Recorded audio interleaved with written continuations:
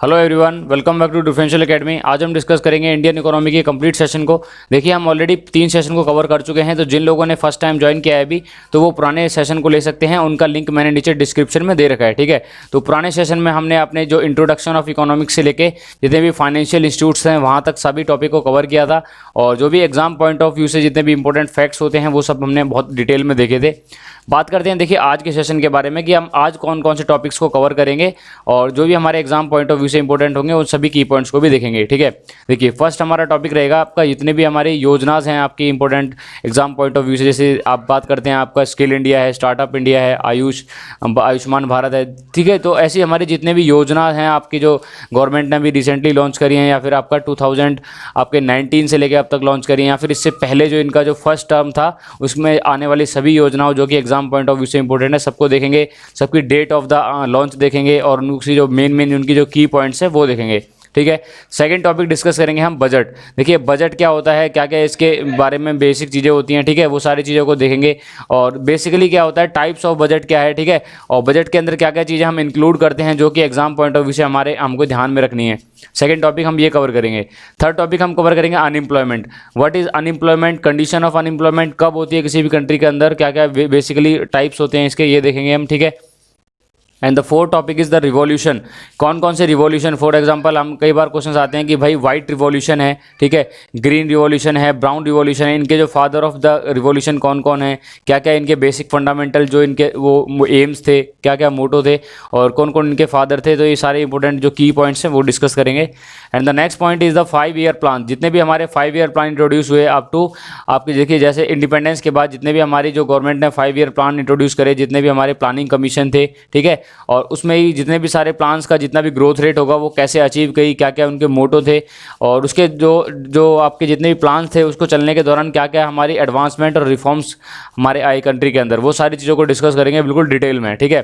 Next topic हम cover करेंगे theory and the supply of the demand. देखिए, demand supply कब देखेंगे, बिकॉज एसएससी, जेईएन और आपके जितने भी सीजीएल और सीएचएसएल के एग्जाम हैं इन सब में 2 से 3 क्वेश्चन आपके इकोनॉमिक्स से आते हैं, जिसमें पूछे जाते हैं maximum theory of elasticity of the demand, ठीक है। और हमारे पास क्वेश्चन होता है कि हमारे पास जैसे फॉर एग्जांपल कोई प्राइस है किसी गुड का, वो इंक्रीज़ कर देते हैं, और अगर हमारी डिमांड डिक्रीज हो जाती है तो इलास्टिसिटी ऑफ द डिमांड पे क्या फ़र्क पड़ेगा, क्या क्या चीज़ें हमारी जो डिपेंडेंसी फैक्टर्स हैं वो सारी चीज़ों को देखेंगे, ठीक है। And the next topic is the market. Basically what type of market, कितने टाइप के मार्केट होते हैं, मोनोपॉली, ओलिगोपॉली, परफेक्ट कंपटीशन, इन सबको डिफरेंशिएट करेंगे with the help of examples. And the last topic is, देखिए वो होगा हमारा deficit and the importance committee. कौन कौन सी कमेटी है जिन्होंने एक पर्टिकुलर डिसीजन ला के दिया। फॉर एग्जांपल अगर बात करते हैं कोई फंडामेंटल राइट्स को अगर रिनोवेशन के लिए, ठीक है, और आपके कोई भी आपका अमेंडमेंट है उससे रिगार्डिंग हम कोई भी कौन कौन सी कमेटी ने काम किया है, ठीक है। अगर चाइल्ड लेबर के लिए कौन सी कमेटी ने रिसेंटली काम किया है, ये सारी चीज़ देखेंगे। डिफिसिट क्या होता है, देखिए हमारे जो बजट डेफिसिट है, रेवेन्यू डेफिसिट है, इन सारी चीज़ों को डिस्कस करेंगे। And another topic is core sector of economy. Economy के कौन कौन से सेक्टर है जिससे हमारा रेवेन्यू जनरेट होता है, ठीक है, वो सब चीज़ों को देखेंगे, ठीक है। और अगर बात करते हैं, देखिए लास्ट टॉपिक के अंदर लास्ट वीडियो में हमने डिस्कस किया था वेरियस टाइप ऑफ टैक्सेस है, जीएसटी है, वैट सिस्टम है, डीमोनेटाइजेशन है, ठीक है। इंडिया की जितनी भी प्रेस हैं और मिंट हैं, हम ये सब ऑलरेडी डिस्कस कर चुके हैं, जो कि हमारा पार्ट 3 के अंदर डिस्कस किया था। जो भी फर्स्ट टाइम ज्वाइन कर रहे हैं तो सबसे पहले आप पुराने लेक्चर्स को देखिए, ताकि काफ़ी सारी चीज़ें हों जो कनेक्ट कर पाएँ, क्योंकि इकोनॉमिक्स क्या है, आप 10th के बाद जनरली नहीं पढ़ते हैं। जो साइंस साइड वाले स्टूडेंट है वो तो 10th में छोड़ देते हैं, बट जो कॉमर्स वाले हैं वो 12th में ही पढ़ते हैं, तो उनको थोड़ा सा कनेक्ट करने में ईजी रहता है, ठीक है। तो जितने भी इंजीनियरिंग ग्रेजुएट हैं उनके लिए क्या होगा, आप पहले पुराने 3 लेक्चर्स को देखिए ताकि आप यहाँ पे कनेक्ट कर पाएँ, ठीक है। तो चलिए स्टार्ट करते हैं। देखिए आज का फर्स्ट टॉपिक है हमारा योजना एंड जितने भी हमारे अपकमिंग एग्जाम के लिए योजना जितनी भी इंपॉर्टेंट है वो देखते हैं। देखिए, अब योजना का पहले बात क्या होता है, क्या क्या इसका एम क्या होता है कोई भी योजना चलाने का। देखिए, एम इसका मेन ये होता है कि भाई हमारी इकोनॉमिक ग्रोथ हो, ठीक है, पॉपुलेशन हमारी ग्रोथ हो, ठीक है, डेवलपमेंट हो किसी भी फील्ड में। तो इसका मेन मोटो क्या होता है, डेवलपमेंट और ग्रोथ, ठीक है। अब डिपेंड करता है ये किस फील्ड के लिए लॉन्च करी गई है। फॉर एग्जांपल अगर मैं बात करता हूँ, देखिए प्रधानमंत्री जन धन योजना, अगर जैसे इसको शॉर्ट में बोलते हैं PMJDY, तो क्वेश्चंस कैसे पूछे जाते हैं। देखिए क्वेश्चंस आपको पूछने के आपको 3 मेथड्स हैं। सबसे पहले आपको पूछेगा बेसिकली आपकी जो योजना है उसका फुल फॉर्म क्या है, ठीक है। शॉर्ट्स में आपको दे देगा कि भाई आपके पास मान लो क्वेश्चन है PMJDY, ये आपको दे दिया है कि इसका फुल फॉर्म बताना है, तो आपको सबसे पहले फुल फॉर्म पता होना चाहिए। PMJDY इसको आज बोलते हैं प्रधानमंत्री Jan Dhan Yojana, and the date of launch is August 2014। ठीक है, जो फर्स्ट टर्म तो हमारा गवर्नमेंट का था उसके टाइम पे इन्होंने इसको लॉन्च किया था। और इसको लॉन्चिंग जो मिनिस्ट्री कौन सी थी, देखिए कई बार पूछ लेते हैं मिनिस्ट्री कौन सी है जो कि इसको क्या कर रही है, लॉन्च कर रही है, इसको होल्ड कर रही है। ठीक है, तो मिनिस्ट्री कौन सी थी हमारी, इसकी ministry of finance, finance ministry ने इसको होल्ड किया था और इसको जो आपका जो रन किया कराया गया था। ठीक है, नेक्स्ट देखिए इंपॉर्टेंट योजना है वो है प्रधानमंत्री स्वास्थ्य सुरक्षा योजना। ठीक है, PMSSY, and the date of launch is January 2015। और the ministry of health and the family welfare, ये आपका जो डिपार्टमेंट है इसने क्या कराया था, इसको लॉन्च किया था। आपको मुझे बताना है कमेंट में अभी रिसेंटली इसके मिनिस्टर कौन है, जो ministry of health and family welfare. देखिए आपको हर मिनिस्ट्री के आपको जो कैबिनेट मिनिस्टर हैं उनका नाम पता होना चाहिए, प्रॉपर उनके इंचार्ज और सेक्रेटरी का भी नाम अगर कई बार पूछ लेते हैं डेप्थ में। तो जैसे फॉर एग्जांपल कोई भी अगर मिनिस्ट्री चर्चा में रही है, ठीक है, अगर बजट के बारे में बात करता हूँ, बजट अगर अभी रिसेंटली आया होता, अगर कोई एग्जाम होता तो बजट के रिलेटेड में आपका फाइनेंस मिनिस्टर पूछ लेते हैं, finance secretary of the India पूछ लेते हैं। ठीक है, तो ये सारी हमारी जो इंपॉर्टेंट क्वेश्चंस होते हैं जिनके क्वेश्चंस कई बार पूछ लिए जाते हैं एग्जाम्स के अंदर।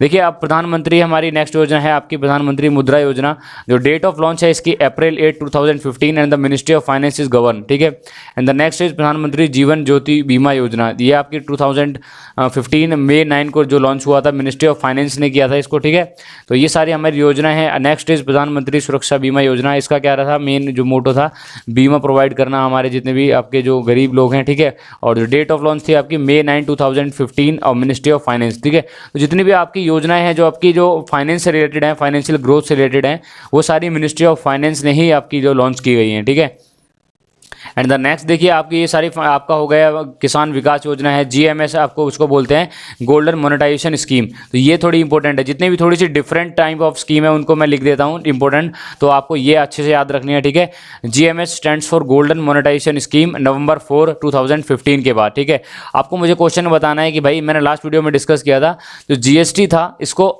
जो आपका जो लॉन्च करने वाला, ठीक है, इसको एक्सेप्ट करने वाला, इसको इम्प्लीमेंट करने वाला फर्स्ट स्टेट कौन सा था। ठीक है, और बताना है आपको जो लास्ट स्टेट कौन सा था, ये मैंने ऑलरेडी पार्ट 3 में डिस्कस किया था, जहाँ पे मैंने GST और आपका जो आपका डिमोनेटाइजेशन को डिस्कस किया था। ठीक है, नेक्स्ट देखिए योजना है आपकी PMFBY, उसको बोलते हैं आपको प्रधानमंत्री फसल बीमा योजना। जितने भी हमारे किसान भाई हैं उनके क्या करने के लिए, फसलों के बीमा के लिए ये इसको लॉन्च किया गया। अक्टूबर 11, 2014 के अंदर मिनिस्ट्री ऑफ एग्रीकल्चर ने इसको लॉन्च किया गया। ठीक है, प्रधानमंत्री कृषि सिंचाई योजना, ये आपकी क्या है, PMGKY, इसको सिंचाई के पर्पज़ के लिए, उसको ग्रोथ के लिए हमारे मिनिस्ट्री ऑफ एग्रीकल्चर ने लॉन्च किया। ये इंपॉर्टेंट है, देखिए ये आपके SSC के काफ़ी एग्जाम में पूछा गया था, आपका DDUGJY। ठीक है, दीनदयाल उपाध्याय ग्राम ज्योति योजना। ठीक है, मिनिस्ट्री ऑफ पावर ने इसको लॉन्च किया है, आप कब किया है, 2015 25 जुलाई। नेक्स्ट है देखिए इंपॉर्टेंट हमारी RGM स्टैंड्स फॉर राष्ट्रीय गोकुल मिशन। ठीक है, इसका जो लॉन्च था डेट वो है आपका 16 दिसंबर 2014, and the ministry of agriculture and farmer welfare are responsible, इसके लिए आप इसने लॉन्च किया है। ठीक है, DI stands for digital India, देखिए जितने भी हमारे जो गवर्नेंस करने के लिए हमारा डिजिटल इंडिया को प्रमोट किया गया। और ministry of electronics and information technology, अभी आपको कमेंट्स में बताना है कि अभी हमारे कौन से जो मिनिस्टर हैं जो भी अभी ministry of electronics and information technology को संभाल रहे हैं। ठीक है, नेक्स्ट देखिए हमारी skill India, SI stands for skill India, July 16 इसका क्या है, जो इसका इम्प्लीमेंटेशन डेट है, ministry of skill development and entrepreneurship. जो स्किल इंडिया का जो मेन पर्पस क्या था हमारा, जो स्किल्ड सेट डेवलप करना जितने भी हमारे यूथ के अंदर, ताकि हमारा जो एंटरप्रेन्योरशिप है इसको इम्प्रूव किया जा सके, इसको बढ़ावा दिया जा सके। ठीक है, next is PMKVY, that is प्रधानमंत्री कौशल विकास योजना, most important and most basic question जो भी हमारे एग्जाम्स में पूछा जाता है।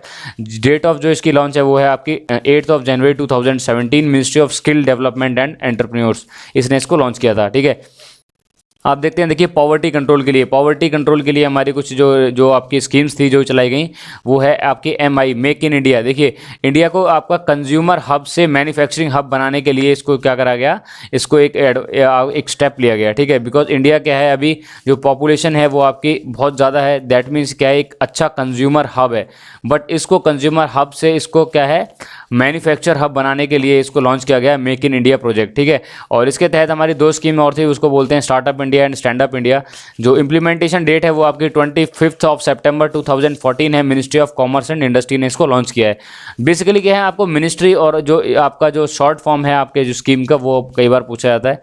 Next is PMGKY, that is प्रधानमंत्री गरीब कल्याण योजना। ये आपकी किस लिए है, आपके जितने भी आपके जो जो रूरल एरिया है वहाँ पे उसको उनके डेवलपमेंट के लिए। जो डेट ऑफ इम्प्लीमेंटेशन है वो 16 दिसंबर है। मिनिस्ट्री ऑफ फाइनेंस ने इसको लॉन्च किया था, ठीक है। अब बात करते हैं हेल्थ एंड सैनिटाइजेशन। देखिए आपके जितने भी हेल्थ मिनिस्ट्री के लिए जितने भी आपको जो लॉन्च करती है, बिकॉज हेल्थ आपकी जो कंट्रोल के लिए जितनी भी आपकी हेल्थ है रूरल एरियाज़ में उसको अच्छे से डेवलप लेके चला जाए, ठीक है। उनको खाना पीना और उनकी जितने भी उसके रिसोर्सेज हैं उनको अच्छे से प्रोवाइड किया उसके ग्रोथ के लिए क्या कराया गया, हमारी कुछ स्कीम चलाई गई। जैसे सबसे फर्स्ट स्कीम है स्वच्छ भारत अभियान, ठीक है। ये हमारी किसके लिए, क्लीनलीनेस के लिए हमारी चलाई गई ministry of housing and urban affairs के अंदर, ठीक है।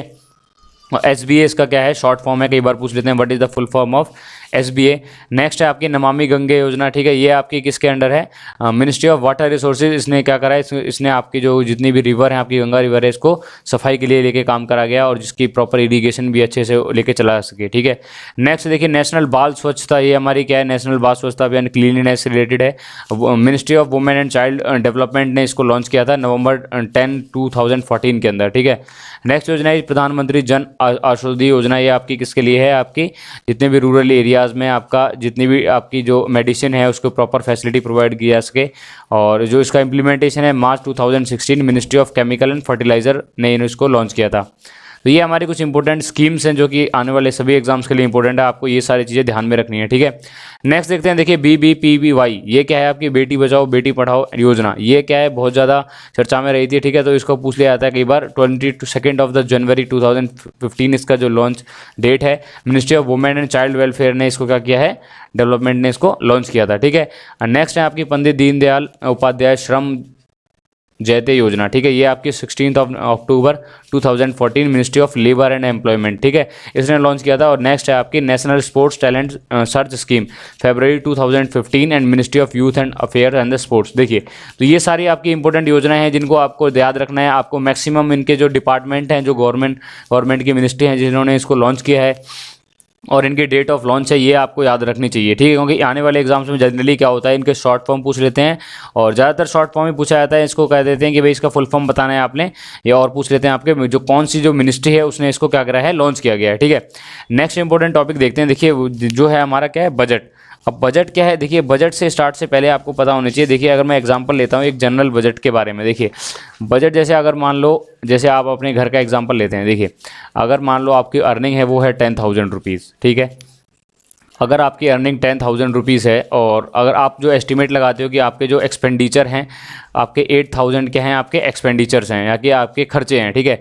तो क्या करते हो आप उसी हिसाब से बजट बनाते हो कि भाई मेरे पास क्या है, मान लो मैं 8,500 रुपीज़ का मैं अपना बजट बना रहा हूँ मंथ का, जिसमें 8,000 में मैंने अपने सारे एक्सपेंसेस जोड़ लिए हैं प्लस 500 और अलाउंस लिया है, कल को कुछ थोड़ा सा और खर्चे हो जाते हैं। तो ये जो आपने जो मनी सेट किया है, एस्टिमेट किया है कि आने वाले मंथ के लिए प्रिपरेशन करिए कि मैं 8,500 रुपये एक डिब्बे में रखूँगा और इससे अपना खर्चा चलाऊँगा मंथली का।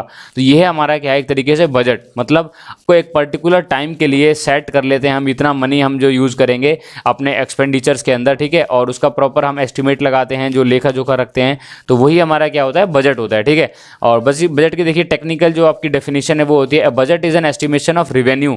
रिवेन्यू का मतलब क्या होता है, हमारा जितना भी हमारा जो क्या है आपका राजस्व है, ठीक है, जितना भी राजस्व है, जितना भी हमारा जो पैसा इकट्ठा हुआ है, चाहे वो इनडायरेक्ट टैक्सेज है, जितनी भी ड्यूटी वसूली है हमने, मतलब जो जितना भी हमारा पैसा इकट्ठा हुआ है। जैसे अगर मैं फैमिली का बात करता हूँ, जो आपके जितने भी इनकम सोर्स हैं आप उसको ऐड कर लीजिए। जैसे आपके फादर हैं, आपके ब्रदर हैं, आपकी सिस्टर है, सबकी जो इनकम सोर्स आप ऐड करने के बाद उसके बाद देखते हो कितने एक्सपेंसेस हैं। एक्सपेंसेस का क्या बोलते हैं आपको, व्यय या फिर क्या बोलोगे, खर्चे, ठीक है। तो जितने भी आपके खर्चे हैं वो आप सब इसमें इंक्लूड कर लोगे।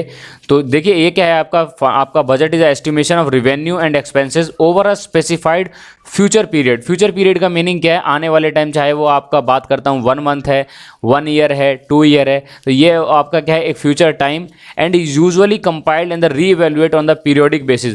और इसको क्या है, पीरियोडिक बेसिस पे कंपाइल किया जाए, मतलब दैट मीन्स आपको 1 मंथ के बाद इसको दोबारा भी आप क्या कर सकते हो, दोबारा आपको इसको रिवाइज कर सकते हो कि मुझे नहीं, पिछले मंथ में मैंने थोड़े खर्चे ज़्यादा हो गए थे तो इस बार मुझे बजट बढ़ा के लेना है। अगर ईयरली बात करो तो अगली बार बजट मुझे बढ़ा के लेना है, कम करके लेना है, ठीक है। तो इसको हम रिवाइज भी करते हैं ईयरली बेस पे। ऐसे नहीं है कि भाई एक बार बजट बन गया तो हमारा सालों तक या महीनों तक चलेगा, ठीक है। कॉन्सेप्ट को आपको समझना है। बेसिकली मैं कॉन्सेप्ट पे ज़्यादा फोकस करूंगा, बहुत ज़्यादा डिटेल में थ्योरी नहीं लिखनी है आपने, बस कॉन्सेप्ट समझना है और की पॉइंट्स लिखने हैं, बिकॉज कम टाइम के अंदर बहुत एफिशिएंट वे में आपने प्रिपरेशन को लेके चलना है, ठीक है। तो हमारे क्या हुए, देखिए, एक तो रिवेन्यू और आपका एक्सपेंसेस का जो लेखा जोखा करना, और पीरियोडिक बेस पे हम इसको क्या करते हैं, रिवाइज करते हैं, ठीक है। तो ये हमारी जो टर्म है वो बजट कहलाती है। और देखिए नेक्स्ट क्या है इसमें, देखिए budget can be made for a person. इसको हम किसी एक पर्सन के लिए, ग्रुप के लिए या बिजनेस के लिए, एक पर्टिकुलर गवर्नमेंट के लिए हम यूज़ करते हैं, ठीक है।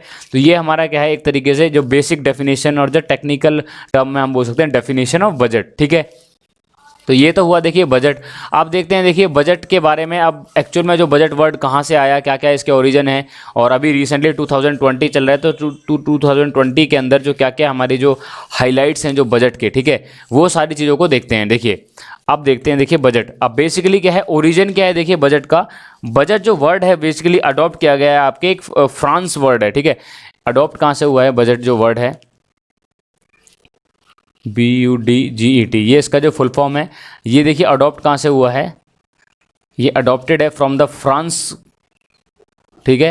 एक वर्ड है फ्रांस का, वो वर्ड है बूजे, ठीक है, दैट इज BUZE, इसको बोलते हैं बूजे।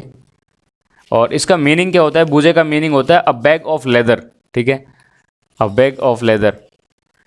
ये क्या है इसका मीनिंग है, टेक्निकल मीनिंग क्या है बूजे का, अ बैग ऑफ लेदर, ठीक है। और इसको मतलब क्या था कि एक बैग होता था लेदर का, उसके अंदर क्या है, एक फाइन हम क्या करते हैं, रिकॉर्ड बनाते थे, फाइल बनाते थे, और उसके अंदर पूरा जो अपना एक्सपेंसेस और रेवेन्यू के बारे में लिखते थे, और अपने जो पार्लियामेंट है उसमें इसको पढ़ के सुना जाता था कि हम ये बजट सेट कर रहे हैं by the help of finance minister, ठीक है। तो ये हमारी जो प्रोसेस होती है जनरली इंडिया के अंदर जो फॉलो होती है, ठीक है। तो ये जो वर्ड है वहाँ से अडॉप्ट किया गया आपके फ्रांस से, जिसका जो अडॉप्शन वर्ड है वो है बूजे, जिसका जो मीनिंग होता है बैग ऑफ लेदर। बट धीरे धीरे ट्रेंड भी चेंज हो रहा है कि आपको आप जो इस साल हुआ था, क्या हुआ था, इसको थोड़ा सा ट्रेंड को चेंज किया गया। अब क्या किया गया वो हम देखते हैं। देखिए और सबसे पहले क्वेश्चंस देखिए, जो इंपॉर्टेंट क्वेश्चंस होते हैं, जो की पॉइंट्स होते हैं, वो आपको लिखने हैं। फर्स्ट पॉइंट क्या है आपने, तो बजट कहाँ से लिया गया, जो फ्रांस वर्ड है बूजे से लिया गया। ये क्वेश्चन कई बार पूछ सकते हैं, बाकी हालांकि अभी पूछा नहीं गया है। देखिए फर्स्ट इंपॉर्टेंट फीचर है आपका इंट्रोड्यूस फर्स्ट टाइम। जो फर्स्ट टाइम जो बजट है इंडिया में कब इंट्रोड्यूस हुआ था, ठीक है। तो फर्स्ट टाइम जो बजट हुआ था इंट्रोड्यूस, वो हुआ था आपका लॉर्ड कैनिंग के टाइम पे, ठीक है, लॉर्ड कैनिंग, ठीक है। फर्स्ट जो आपका बजट जो आपका इंट्रोड्यूस किया गया था लॉर्ड कैनिंग के टाइम पे, किसने किया था, बाय जेम्स विल्सन, ठीक है, बाय जेम्स विल्सन, ठीक है। तो आपको याद रखना है फर्स्ट टाइम जो बजट जो लॉन्च किया गया था, इंट्रोड्यूस किया गया था बाय जेम्स विल्सन, और वो किया गया था 1860 के अंदर, ठीक है। तो कई बार क्वेश्चन आता है who introduce the budget first time, ठीक है। अगर ये पूछे कि आज़ादी के बाद है तो उसके बाद मैं वो डिस्कस करूंगा अभी उसके बाद किसने किया है, लेकिन अगर फर्स्ट टाइम पूछता है, कुछ नहीं पूछता है, तो आपका आंसर होगा जेम्स विल्सन ने, ठीक है। और किसके टाइम पे किया था, लॉर्ड कैनिंग, जो हमारे उस टाइम पे क्या थे, आपके वॉयसराय थे, ठीक है, ये आपके वॉयसराय थे। और लॉर्ड कैनिंग के टाइम पे जेम्स विल्सन ने किया। तो इनको बोलते हैं father of the Indian budget, ठीक है। तो father of the Indian budget किसको बोला जाता है, वो बोला जाता है आपको जेम्स विल्सन को। ये आपका क्या है, की पॉइंट है, आपको जो याद रखना है इस टॉपिक में, ठीक है। सेकंड पॉइंट देखते हैं, देखिए important, the father of the Indian budget, जैसा कि मैंने डिस्कस किया, जेम्स विल्सन को बोलते हैं।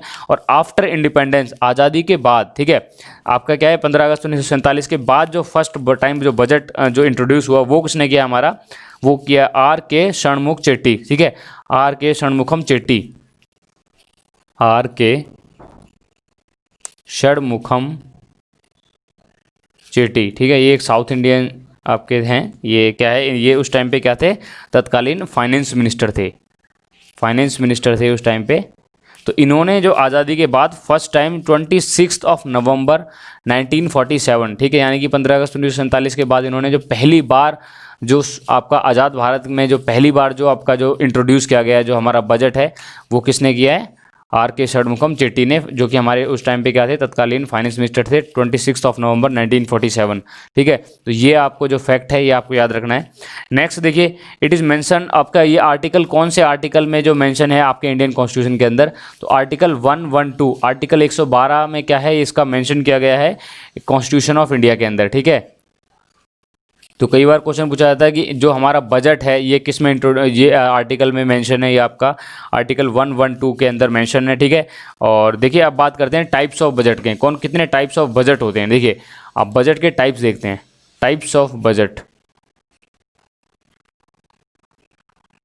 ठीक है, कितने कितने टाइप्स होते हैं, देखिए तो 5 टाइप के बजट होते हैं। पहला होता है आपका परंपरागत बजट, जिसको बोलते हैं ट्रेडिशनल बजट। ठीक है, traditional budget. And second is performance budget.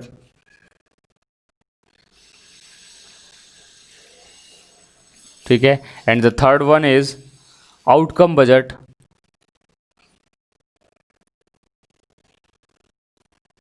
ठीक है, and the fourth is zero based budget.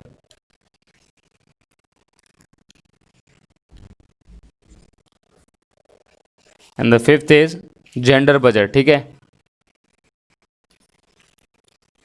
ये कुछ टाइप्स ऑफ बजट हैं, हालांकि इनका बहुत ज़्यादा डेप्थ में क्वेश्चंस नहीं आता है, बिकॉज बहुत आप इकोनॉमिक्स के डेप्थ में नहीं जाते हो, एसएससी सीजीएल हो चाहे कोई भी हो, बस इसमें ज़्यादातर पूछते हैं कि बजट क्या है, बजट के टाइप्स क्या हैं। ठीक है, और जो रिसेंट बजट है उसके ऊपर बेस्ड क्वेश्चन आते हैं, तो आपको पता होना चाहिए these are the basic fundamental types of budget. ठीक है, और देखिए जेंडर बजट के बारे में बात करता हूँ। जेंडर बजट क्या है, अपना लिंग बेस आधारित है हमारा। जैसे बात करते हैं फीमेल्स के लिए बजट अगर कोई अलॉट किया जाता है तो हमारा फीमेल्स का आपका हो जाएगा, जेंडर बजट हो जाएगा। ठीक है, जीरो बेस्ड बजट क्या होता है, जब लेजिस्लेटिव हमारी जो क्या करती है, किसी बजट का जो वैल्यू को डिडक्ट कर देती है, तो उस टाइप के बजट को क्या बोलते हैं, जीरो बेस्ड बजट बोलते हैं। ठीक है, परफॉर्मेंस बजट के बारे में बात करता हूँ, तो ये हमारा क्या है, कोई भी टारगेट बेस्ड है, फॉर एग्जांपल पॉवर्टी बेस्ड है, डिफेंस बेस्ड है, तो उस टाइप के बजट को परफॉर्मेंस बेस्ड बोलते हैं। ठीक है, तो ये हमारे क्या है, बेसिकली 5 टाइप ऑफ क्या है, फंडामेंटल टाइप ऑफ बजट्स के टाइप हैं, जो कि हम क्या करते हैं, स्टडी करते हैं आपके इकोनॉमिक्स के अंदर। ठीक है, तो अब देखते हैं, देखिए कि आप बजट के बारे में, कि बजट हमारा जो रिसेंट जो बजट था 2020 का, इसके क्या क्या हाइलाइट्स हैं जो कि एग्जाम पॉइंट ऑफ व्यू से मोस्ट इंपॉर्टेंट है। ठीक है, ये जो आपका जो पोर्शन है ये आपका इंपॉर्टेंट है एग्जाम पॉइंट ऑफ व्यू से, बिकॉज ये क्या है, अभी लेटेस्ट न्यूज़ है हमारी 2020 की, जिनके ऊपर क्वेश्चन आना ही आना है। ठीक है, तो देखते हैं, देखिए क्या क्या चीज़ें हैं, आपको क्या क्या चीज़ों को आपको याद रखना है, क्या क्या चीज़ एग्जाम पॉइंट ऑफ व्यू से इंपॉर्टेंट है। फर्स्ट देखिए the union budget of India for 2020 and 21 was presented by finance minister, हमारी कौन है अभी, निर्मला सीतारमन। तो अभी क्या है, सबसे पहला क्वेश्चन तो आपको यहीं से बनता है कि अभी रिसेंटली जो बजट आपका इंट्रोड्यूस किया गया था वो किसने इंट्रोड्यूस किया था, वो हमारे जो फाइनेंस मिनिस्टर हैं निर्मला सीतारमन ने इंट्रोड्यूस किया था। ठीक है, और वो कब किया गया था, 1 फरवरी 2020, 1 फरवरी 2020 को इसको इंट्रोड्यूस किया गया था। और क्या है, इनका ये सेकंड बजट है। ठीक है, इन्होंने सेकंड टाइम आपका जो इंट्रोड्यूस किया है बजट को। ठीक है, और सेकंड पॉइंट देखते हैं, देखिए दिस इज द सेकंड आपका budget of the Narendra Modi government. देखिए आपकी जो मोदी सरकार है, इसका जो आपका क्या है, जो आपका जो सेकंड टर्म इनका जो जीते हैं, ये 2019 का जो सेकंड टर्म, इनका जो सेकंड टर्म स्टार्ट हुआ है, पहले इन्होंने 2014 से 2019 तक रहा है। अब जब दोबारा जब इनकी सरकार बनी है, तो 2019 में इनका जो फर्स्ट बजट आया था, और तो इनके क्या है, सेकेंड टर्म का ये सेकेंड बजट है। ठीक है, तो ये यही मैंने लिखा हुआ है, this is the second budget of Narendra Modi led आपका एनडीए गवर्नमेंट सेकंड टर्म। ठीक है, दूसरी टर्म का दूसरा बजट है आपका ये, और फर्स्ट बजट इनका 2019 के अंदर था। और the economic survey of the 2019 was release on, और जो इकोनॉमिक सर्वे होता है देखिए बजट लॉन्च से पहले, तो उसको कब करा गया, देखिए 31 जनवरी 2020 को इकोनॉमिक सर्वे किया गया, जिसको जो रिलीज डेट थी 31 जनवरी 2020 थी, a day before the budget. और उसके बाद अगले दिन इसको क्या किया गया, बजट को इंट्रोड्यूस किया गया हमारे पार्लियामेंट के अंदर। ठीक है, before the budget speech for the report of 15th finance commission. तो आप देखिए बात करते हैं, जो अभी जो फाइनेंस कमीशन कौन सा था, जो हमारी जब ये रिपोर्ट बनाई गई थी हमारी इकोनॉमिक सर्वे की, तो ये हमारा जो 15th फाइनेंस कमीशन था was tabled bye the finance minister. ठीक है, तो ये एक एक जो मैंने हाईलाइट किए हुए हैं, जितने 5 या 6 पॉइंट हैं जो आपके बजट को लेके, तो ये सारे जितने भी पॉइंट हैं ये मोस्ट इंपॉर्टेंट पॉइंट है आपके एग्जाम्स के लिए। तो इन पॉइंट्स को आपको देखो अच्छे से याद रखना ही रखना है, क्योंकि क्वेश्चन अगर आएगा तो इन्हीं टॉपिक से ही आएगा। ठीक है, बजट के ऊपर आता है। तो नेक्स्ट देखिए आपका क्या है, the central idea of the budget are aspiration India. ठीक है। सेंट्रल आइडिया क्या था आपका, एस्पिरेशनल इंडिया, ये आपका जो सेंट्रल आपका जो आइडिया था, ठीक है। इसके बारे में आप देखिए देखते हैं कि इकोनॉमिक डेवलपमेंट, आज इस बार का जो सेंट्रल आइडिया था हमारा एस्पिरेशनल इंडिया है, इकोनॉमिक डेवलपमेंट है, एक केयरिंग सोसाइटी है। तो ये इसके कुछ की पॉइंट्स थे, बोल सकते हैं की वर्ड्स थे जिनको इसमें लिखा गया, ठीक है। These three are the broad theme of the connection of the governance that is corruption free and the financial sector that is clean and sound. Basically अगर पूछ लेते हैं what are the key words of the 2020 and 2021 budget, तो आपको याद रखने हैं, aspirational India है, इकोनॉमिक डेवलपमेंट है एंड केयरिंग सोसाइटी है, ठीक है। ये आपके क्या है, बेसिकली बजट की जो सेंट्रल आइडिया या फिर की आइडिया या कीवर्ड्स थे, ठीक है। और देखिए इस बार थोड़ा सा खास इसलिए था क्योंकि इन्होंने क्या है, जो हमारी फाइनेंस मिनिस्टर है निर्मला सीतारमण, इन्होंने क्या किया है, एक जो पोएम रीड करी थी वो कश्मीरी पोएम थी during the budget speech in the parliament, और दो एक Tamil couplet written by the Tamil couplet था, वो जो किसने लिखा था आपका, तिरुवल्लम, ठीक है। And the verse of the Sanskrit work Raghuvansham, और उसका संस्कृत मत में रघुवंशम जो इन्होंने लिखा हुआ है, as well as French phrase भी था उसमें, ठीक है। तो कुछ ये चीज़ें शामिल थी, उन्होंने जो आपका जब बजट को इंट्रोड्यूस किया था तो उन्होंने एक जो कश्मीरी पोएम जो कि आपके तिरुवल्लम के द्वारा लिखी गई, तो ये सब चीज़ों का भी थोड़ा हाईलाइट है, थोड़ा इसको आप नज़र में रखना है कि क्या क्या चीज़ें थोड़ा सा स्पेशल थी इस बार, ठीक है। नेक्स्ट देखते हैं, देखिए, और इंप्रूविंग डिजिटल गवर्नेंस, यही इनका जो मेन मोटो था, एस्पिरेशनल इंडिया था, इकोनॉमिक डेवलपमेंट था, जो इसके की पॉइंट्स थे। और देखिए अब तक का जो हमारा ये काफ़ी ज़्यादा लंबा टाइम का जो हमारा जो भाषण था, ये आपका था 2 hours 41 minutes, ठीक है। At 2 hours 41 minutes the budget speech was the longest ever delivered by the finance minister of India. अब तक का सबसे लॉन्गेस्ट बजट था, जो टाइम पीरियड क्या था इसका, 2 hours 41 minutes, ठीक है। ये आपका जो टाइम पीरियड है। And the next is Nirmala Sitharaman is also only the second women, तो फर्स्ट वुमेन थी आपकी इंदिरा गांधी, ठीक है, और ये आपकी दूसरी वुमेन है जो इन्होंने क्या किया है, आपका बजट को इंट्रोड्यूस किया है, ठीक है। तो ये आपके जो मेजरली आपके पॉइंट्स हैं जो आपके बजट से रिलेटेड हैं, जो आपको याद रखने हैं एग्जाम पॉइंट ऑफ व्यू से, ठीक है। नेक्स्ट देखते हैं, देखिए अनएम्प्लॉयमेंट। अनएम्प्लॉयमेंट बेसिकली क्या है, और अनएम्प्लॉयमेंट का हमारा क्या क्या जो हमारे इसके बेनिफिट्स हैं, क्या क्या इसके जो ड्रॉबैक्स हैं हमारी किसी भी कंट्री के अंदर, वो चीज़ें देखेंगे। देखिए अनएम्प्लॉयमेंट का is a term referring to the individual who are employable and seeking a job but are unable to find a job. That means क्या है, देखिए कि अनएम्प्लॉयमेंट का जो मीनिंग क्या है, जब जैसे अगर मान लो कोई भी अगर पर्सन है, एजुकेटेड है, बट क्या है वो जॉबलेस है, ठीक है, वो जॉब के लिए विलिंग आपका क्या है, स्किल्ड है, बट उसके पास जॉब नहीं है, तो वो जो कंडीशन है वो आपकी क्या है, अनएम्प्लॉयमेंट कहलाती है, ठीक है, और बेरोजगारी कहलाती है, ठीक है। इसको बोलते हैं हिंदी में बेरोजगारी, ठीक है। That is a term unemployment, this is known as बेरोजगारी। और इसका जो देखिए काफ़ी सारे इसके जो कॉजेज़ हैं, अब वो हम कॉज डिस्कस करेंगे, और टाइप्स ऑफ जो अनएम्प्लॉयमेंट है, ठीक है, वो डिस्कस करेंगे। देखिए basically there is 6 type of जो अनएम्प्लॉयमेंट होती है, ठीक है। और फर्स्ट होती है आपकी structural unemployment, open unemployment, under unemployment, educated unemployment, और डिस्गाइज्ड और फ्रैक्शनल अनएम्प्लॉयमेंट, ठीक है। और बात करते हैं, देखिए हिंदी में स्ट्रक्चरल अनएम्प्लॉयमेंट को बोलते हैं आपका संरचनात्मक बेरोजगारी, ओपन अनएम्प्लॉयमेंट मतलब है खुली बेरोजगारी, अंडर अनएम्प्लॉयमेंट का मीनिंग है आपका अल्प बेरोजगारी, ठीक है। एजुकेटेड का मतलब क्या है, शिक्षित बेरोजगारी, एंड डिस्गाइज्ड का मतलब क्या है, प्रच्छन्न छुपी हुई या हिडन बेरोजगारी, ठीक है। एंड फ्रैक्शनल का मीनिंग है आपका घर्षण बेरोजगारी, ठीक है। तो ये क्या है आपका बेसिकली टाइप्स ऑफ अनएम्प्लॉयमेंट है। और अनएम्प्लॉयमेंट अगर किसी कंट्री में होता है तो वो और ज़्यादा अनएम्प्लॉयमेंट को क्या करेगा, वो राइज करेगा। अब वो कैसे करेगा वो चीज़ें डिस्कस करेंगे, ठीक है। इकोनॉमिक्स में ये टॉपिक काफ़ी ज़्यादा इंपॉर्टेंट है आपके एग्जाम पॉइंट ऑफ व्यू से। बेसिकली टाइप्स ऑफ अनएम्प्लॉयमेंट पूछा जाता है जितने भी एग्जाम्स के अंदर, ठीक है। और होता अनएम्प्लॉयमेंट क्या है कि अगर कोई वही पर्सन है, कोई अगर एजुकेटेड है, ठीक है, और जो उसके पास क्या है बट जॉब नहीं है, जॉबलेस है, ठीक है, unable to find the job, और क्या है वो आपका बट स्किल्ड है, आपका क्या है, आप अगर बात करते हैं तो वो डिजर्विंग है बट उसके पास जॉब नहीं है, तो इस टाइप की जो कंडीशन होती है आपके अनएम्प्लॉयमेंट कहलाती है, ठीक है। अब बात करते हैं, देखिए सबसे पहले फर्स्ट है आपका स्ट्रक्चरल अनएम्प्लॉयमेंट। स्ट्रक्चरल अनएम्प्लॉयमेंट को क्या बोलते हैं, जैसा कि मैंने इसको डिस्कस किया है अभी, ये इसको बोलते हैं आप संरचनात्मक बेरोजगारी, संरचनात्मक बेरोजगारी, ठीक है। ये आपका होगा संरचनात्मक बेरोजगारी। इसका मीनिंग क्या है, देखिए अब ड्यू टू द ये होता है स्ट्रक्चरल अनएम्प्लॉयमेंट होता है due to the latest technology advancement, ठीक है। आपका स्ट्रक्चर चेंज हो गया किसी कंपनी का। फॉर एग्जांपल आप एग्जांपल लेते हैं, देखिए कोई एक कंपनी है, ठीक है, कोई एक्स कंपनी है, इसमें क्या है n नंबर ऑफ वर्कर्स काम करते हैं, ठीक है। अब ये सारे वर्कर क्या है, मैनुअली काम करते हैं, बट क्या है आने वाले टाइम में एडवांसमेंट, जो टेक्निकल एडवांसमेंट होता है, और इसके अंदर क्या है काफ़ी ज़्यादा मशीनरी का यूज़ होने लगता है, रोबोट्स का यूज़ होने लगता है। तो इस सिचुएशन में क्या होगा, जितने भी हमारे मैनुअल वर्कर होंगे जो कि अवेयर नहीं है न्यू टेक्नोलॉजी से, ठीक है, तो क्या होगा उनके लिए तो जो आपकी जो कंडीशन हो जाएगी अनएम्प्लॉयमेंट की कंडीशन हो जाएगी, बिकॉज उनको निकाल दिया जाएगा।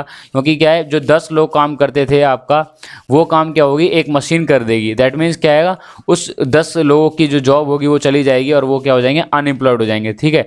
तो इस टाइप की जो अनएम्प्लॉयमेंट को बोलते हैं स्ट्रक्चरल अनएम्प्लॉयमेंट। जो मेन कॉज होता है आपका टेक्निकल एडवांसमेंट है, न्यू स्ट्रक्चर है, न्यू स्ट्रक्चर ऑफ डिज़ाइन है, न्यू स्ट्रक्चर ऑफ आप इंडस्ट्रीज है, ठीक है। जितनी भी टेक्निकल एडवांसमेंट है, डेवलपमेंट है, मॉडर्न आपका टेक्नोलॉजीज हैं, इसकी वजह से जो क्रिएशन ऑफ अनएम्प्लॉयमेंट है उसको बोलते हैं स्ट्रक्चरल अनएम्प्लॉयमेंट, ठीक है। तो ये हुआ आपका first type of unemployment. Second term देखते हैं, देखिए खुली बेरोजगारी यानी कि ओपन अनएम्प्लॉयमेंट, ठीक है, खुली बेरोजगारी, ठीक है, ये आपका सेकंड टॉपिक है। इसका मीनिंग क्या है, देखिए खुली बेरोजगारी का मीनिंग देखिए क्या है, जहां पर हम कम टाइम के लिए काम मिले। फॉर एग्जांपल देखिए, अगर एक कोई वर्कर है, ठीक है, उसको दिन में 4 से 5 घंटे का ही 4 to 5 आवर्स का ही काम मिल रहा है, ठीक है, और बाकी टाइम पे क्या है वो फ्री है। और जबकि क्या है, अभी जैसे मैंने बताया था अभी लास्ट वीडियो में, जो आपका जो प्रॉपर सेट किया गया था एक 5 ईयर प्लान के अंदर, आपको बताना है कौन से 5 ईयर प्लान के अंदर इसको सेट किया गया था कि जो वर्किंग आवर है मिनिमम 8 आवर्स तो रहेंगे पर डे के अंदर, ठीक है। बट अगर वो 4 आवर ही आपका वर्किंग है, बाकी टाइम पे वो फ्री है, तो इस टाइप की जो आपकी एम्प्लॉयमेंट होती है उसको क्या बोलते हैं, अनएम्प्लॉयमेंट होती है इस टाइप की, इसको बोलते हैं ओपन अनएम्प्लॉयमेंट या कि खुली बेरोजगारी। मतलब क्या है, एक बहुत फिक्स टाइम के लिए काम दिया गया है, बाकी टाइम पे वो फ्री है, बट जबकि जो वर्किंग आवर होते हैं वो आपके 8 आवर्स होते हैं, उससे कम काम मिल रहा है उसे, तो उस टाइप की जो अनएम्प्लॉयमेंट को बोलते हैं ओपन अनएम्प्लॉयमेंट, ठीक है। Next one is under unemployment. Under unemployment का मीनिंग क्या है, देखिए इसको बोलते हैं आप अल्प बेरोजगारी। आप अल्प बेरोजगारी कब होगी, जब कि कोई एम्प्लॉय जो स्किल्ड तो है बट उसके पास जॉब नहीं है, ठीक है। अंडर अनएम्प्लॉय का मीनिंग क्या है, when the person is skilled, मतलब क्या है, जो जैसे फॉर एग्जांपल कंप्यूटर ऑपरेटर की रिक्वायरमेंट है, तो अगर ये पर्सन कंप्यूटर ऑपरेटर आपका रिक्वायरमेंट के लिए फुलफिल करता है, टाइपिंग आती है, प्रॉपर नॉलेज ऑफ कंप्यूटर है, ठीक है आपका, बट इसके पास जॉब नहीं है, तो इस टाइप की जो आपकी जो कंडीशन होती है वो कहलाती है अंडर अनएम्प्लॉयमेंट, ठीक है। मतलब क्या है, अल्प बेरोजगारी। तो ये आपका थर्ड टाइप हो गया। And the next one is the educated unemployment. Educated unemployment का मीनिंग क्या है कि जो पर्सन है वो क्वालिफाइड है, ठीक है। फॉर एग्जांपल जैसे बीच में अभी काफ़ी अब जब इंडेक्स आया था आपका हरियाणा गवर्नमेंट का, तो हरियाणा गवर्नमेंट में जब इंडेक्स जो आया था अभी रिसेंटली, उसमें बोला था कि हरियाणा के अंदर जो एजुकेटेड अनएम्प्लॉयमेंट है वो काफ़ी ज़्यादा है, काफ़ी पढ़े लिखे जो स्टूडेंट्स हैं वो क्या है अभी अनएम्प्लॉयमेंट है। तो इस टाइप की अनएम्प्लॉयमेंट को बोलते हैं एजुकेटेड अनएम्प्लॉयमेंट, जहाँ पे क्या है स्किल्ड हैं, एजुकेटेड हैं, बट फिर भी क्या है वो जॉबलेस हैं, ठीक है। नेक्स्ट है देखिए डिस्गाइज अनएम्प्लॉयमेंट, इसको बोलते हैं आपको हिडन अनएम्प्लॉयमेंट, ठीक है, या फिर क्या बोलते हैं प्रच्छन्न बेरोजगारी। प्रच्छन्न बेरोजगारी ये क्या है, देखिए हिडन अनएम्प्लॉयमेंट का मतलब क्या है, छिपी हुई। अब हिडन अनएम्प्लॉयमेंट का मतलब क्या है कि अगर जैसे कोई काम है, मान लो, ठीक है, कोई ए काम है, उसमें चाहिए आपको कितने 2 वर्कर की जरूरत, बट इसमें क्या है आपने एक्सेस में क्या हुआ है, इसमें 2 की जगह आपने लगा रखे हैं, इसमें 4 जो अब वर्कर हैं, ठीक है। 4 वर्कर लगाने का मीनिंग क्या है, जरूरत तो हमें 2 की थी, बट 2 क्या है फालतू में लगे हुए हैं, ठीक है। मतलब इन 2 को लगाने के बाद इन सब का काम तो डिवाइड हुआ ही हुआ है, बट क्या है 2 लोग एक तरीके से क्या है प्रॉपरली अनएम्प्लॉयड हैं, प्रॉपरली एम्प्लॉयड नहीं है, ठीक है। तो मतलब क्या है, जब किसी भी काम में ज़रूरत से ज़्यादा काम लगे हों, ज़रूरत से ज़्यादा फालतू लोग लगे हों, तो वो क्या है हमारी हिडन अनएम्प्लॉयमेंट है। वो लगता तो है कि वो काम करें, बट एक्चुअल में उनके पास काम नहीं है, ठीक है। और अल्टीमेटली इससे लॉस भी किसको होगा, ऑर्गेनाइजेशन को ही होगा, बिकॉज एक्सेस अमाउंट ऑफ जो वर्कर है, excess amount of man power लेने का भी बेनिफिट नहीं है अगर वो एक्चुअल में वो क्या है उनका यूटिलाइज नहीं कर रहा है, रिसोर्सेज का यूज़ नहीं कर रहा है, ठीक है। ये हो गया आपका डिस्गाइज्ड अनएम्प्लॉयमेंट यानी कि हिडन अनएम्प्लॉयमेंट या प्रच्छन्न बेरोजगारी। नेक्स्ट इज फ्रैक्शनल अनएम्प्लॉयमेंट, यानी कि क्या है आपको घर्षण बेरोजगारी, इसको बोलते हैं घर्षण बेरोजगारी, फ्रैक्शनल अनएम्प्लॉयमेंट। ये क्या होता है, देखिए ये बेस्ड है आपके seasonal based. For example air conditioner है, ठीक है, और ये आपका क्या है, ये आपकी गर्मी के लिए एयर कंडीशनर, और ये हीटर है, ठीक है। अब ये क्या है, कुछ जो आपके जो इंडस्ट्रीज़ हैं या वर्कर्स हैं जो एयर कंडीशनिंग वाली इंडस्ट्रीज़ में काम कर रहे थे, ठीक है। मान लो एसी का जो सीज़न है वो चला गया, अगर विंटर्स के अंदर बात करें तो एसी का जो प्रोडक्शन है वो कम हो जाएगा, तो यहाँ पर जितने भी वर्कर्स थे उनकी जो क्या होगी, उनकी जॉब खतरे में आ जाएगी और उनको निकाल दिया जाएगा। तो सीजनल बेस जो जॉब होती हैं उस टाइप की जो अनएम्प्लॉयमेंट होती है due to the season base. अब एयर कंडीशनिंग मैन्युफैक्चरिंग है, गर्मियों में आपका ज़्यादा बिकती है, तो उसकी जाए जो जितने भी उसके वर्कर्स हैं मैन्युफैक्चरिंग के लिए यूज़ होने वाले जितने भी वर्कर हैं जो कि एम्प्लॉयड होते हैं, वो क्या होती है उनकी एम्प्लॉयमेंट बढ़ जाती है। बट बात करते हैं अगर अदर सीजन में, तो उनकी अनएम्प्लॉयमेंट क्या हो जाएगी, घट जाएगी, तो वो सारे लोग अनएम्प्लॉयड हो जाएंगे। तो उस टाइप की जो अनएम्प्लॉयमेंट को बोलते हैं फ्रैक्शनल अनएम्प्लॉयमेंट और घर्षण बेरोजगारी। ठीक है, नेक्स्ट देखिए, नेक्स्ट टॉपिक है आपका रिवॉल्यूशंस। देखिए ये हम लास्ट जो टॉपिक कवर कर रहे हैं, जितने भी इंपॉर्टेंट और बहुत ज़्यादा जो आपके डेप्थ में पूछे जाने वाले टॉपिक थे, हम ऑलरेडी कवर कर चुके हैं 3 पार्ट के अंदर। ये हमारा क्या है, लास्ट वीडियो है। इसके बाद हम स्टार्ट करेंगे इंडियन ज्योग्राफी। आप देखते हैं रिवॉल्यूशन। देखिए रिवॉल्यूशन क्या होता है, रिवॉल्यूशन के अंदर वो सारे जो एक्टिविटीज़ होती हैं जिसमें क्या होता है कि क्रांति, ठीक है, क्रांति का मीनिंग क्या है, कोई भी नया ड्रास्टिक चेंज, ठीक है, कोई भी नया ड्रास्टिक चेंज हो रहा है, ठीक है, अनकंट्रोल्ड और ड्रास्टिक चेंज हो रहा है किसी भी चीज़ के अंदर, किसी भी फील्ड के अंदर, तो उस प्रोसेस को बोलते हैं हम रिवॉल्यूशन। ठीक है, और हिंदी में क्या बोलते हैं रिवॉल्यूशन को, क्रांति। ठीक है, तो ये आपका हो गया, या फिर ऐसे भी लिख देते हैं कई बच्चे। ठीक है, तो ये आपका क्या है, क्रांति होता है, दैट मीन्स, और रिवॉल्यूशन का मीनिंग क्या है, drastic change.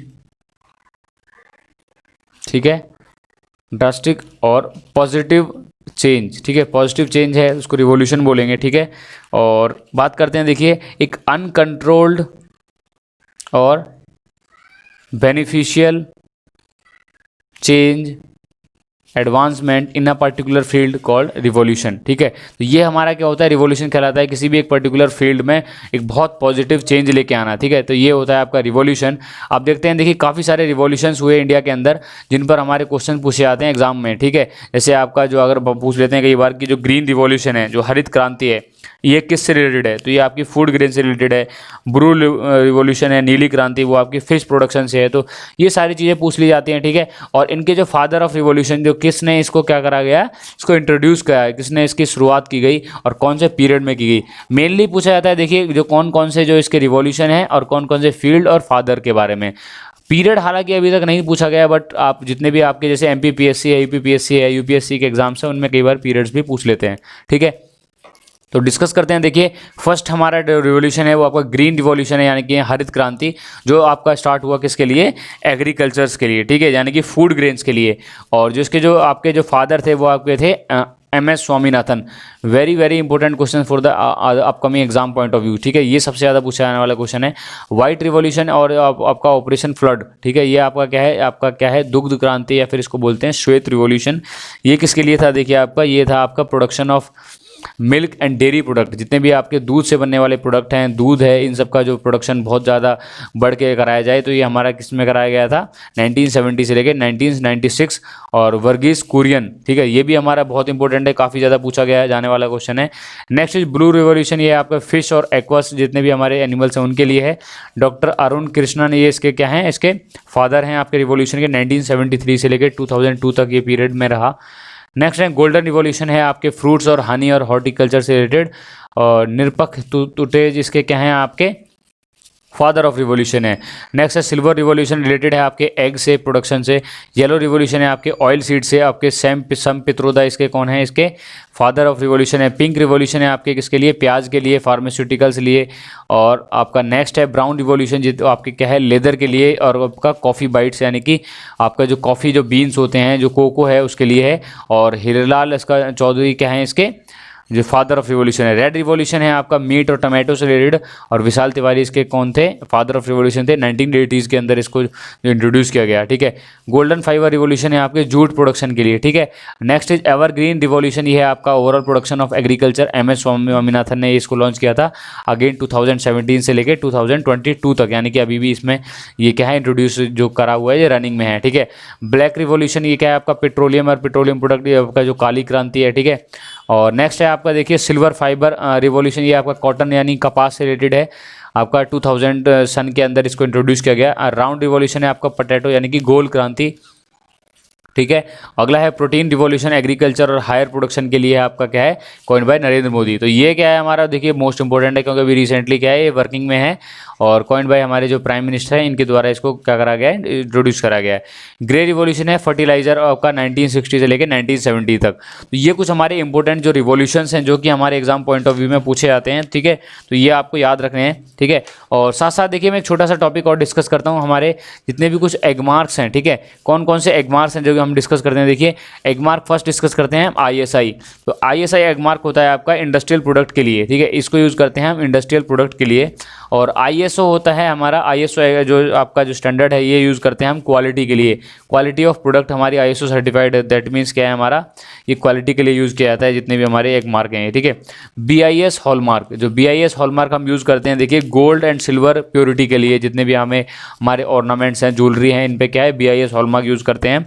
Eco mark use होता है आपके, देखिए ऑर्गेनिक प्रोडक्ट के लिए इको मार्क यूज़ करते हैं। एग मार्क होता है जो आपका एग मार्क, इसको यूज़ करते हैं हम जितने भी आपके एग्रीकल्चर प्रोडक्ट हैं, ठीक है, जैसे खाद है और आपके जितने भी बीज वगैरह हैं, इनको एग मार्क से सर्टिफाइड किया जाता है, ठीक है।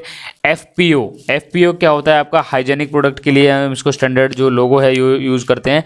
BS4 बताता है, देखिए भारत आपका स्टेज 4, ठीक है, ये आपका क्या है पॉल्यूशन कंट्रोल या पॉल्यूशन लेवल के लिए हमारा क्या है, इसको यूज़ किया जाता है। भारत स्टेज इसका फॉर्म है। अभी रिसेंटली BS6 को लॉन्च किया गया है, BS5 को सीधा जंप करके हम BS4 टू डायरेक्ट BS6 को आ गया, to control the pollution by NGT, ठीक है। और FSSAI ये हमारा क्या है, फूड प्रोडक्ट के लिए अथॉरिटी है, आप उसके लिए क्या करते हैं, इसको स्टैंडर्ड को यूज़ करते हैं, ठीक है। आप देखिए हमारा एक इंपॉर्टेंट टॉपिक स्टार्ट हुआ है, वो है आपका 5 ईयर प्लान। कौन कौन से जो 5 ईयर प्लान है जो कि हमारे चर्चा में रहे, वो सब कुछ चीज़ों को डिस्कस करेंगे, ठीक है। देखिए जो पहले क्या था, देखिए प्लानिंग कमीशन था जिसका काम था 5 ईयर प्लान को बनाना और उसको इम्प्लीमेंट करना, और उसका मेन एम क्या था, होता था हमारा इकोनॉमिक ग्रोथ लाना, ठीक है, डेवलपमेंट लाना, ये सब चीज़ों का उनका काम था। बट अब क्या है, 2015 में जब ये गवर्नमेंट आई तो इन्होंने क्या करा गया, प्लानिंग कमीशन को डिसॉल्व करके नीति आयोग को बनाया गया 2015 के अंदर, ठीक है। और लास्ट वीडियो में मैंने डिटेल में डिस्कस किया है नीति आयोग के बारे में, कौन इनके CEO हैं, कौन इनके जो मेंबर्स होते हैं।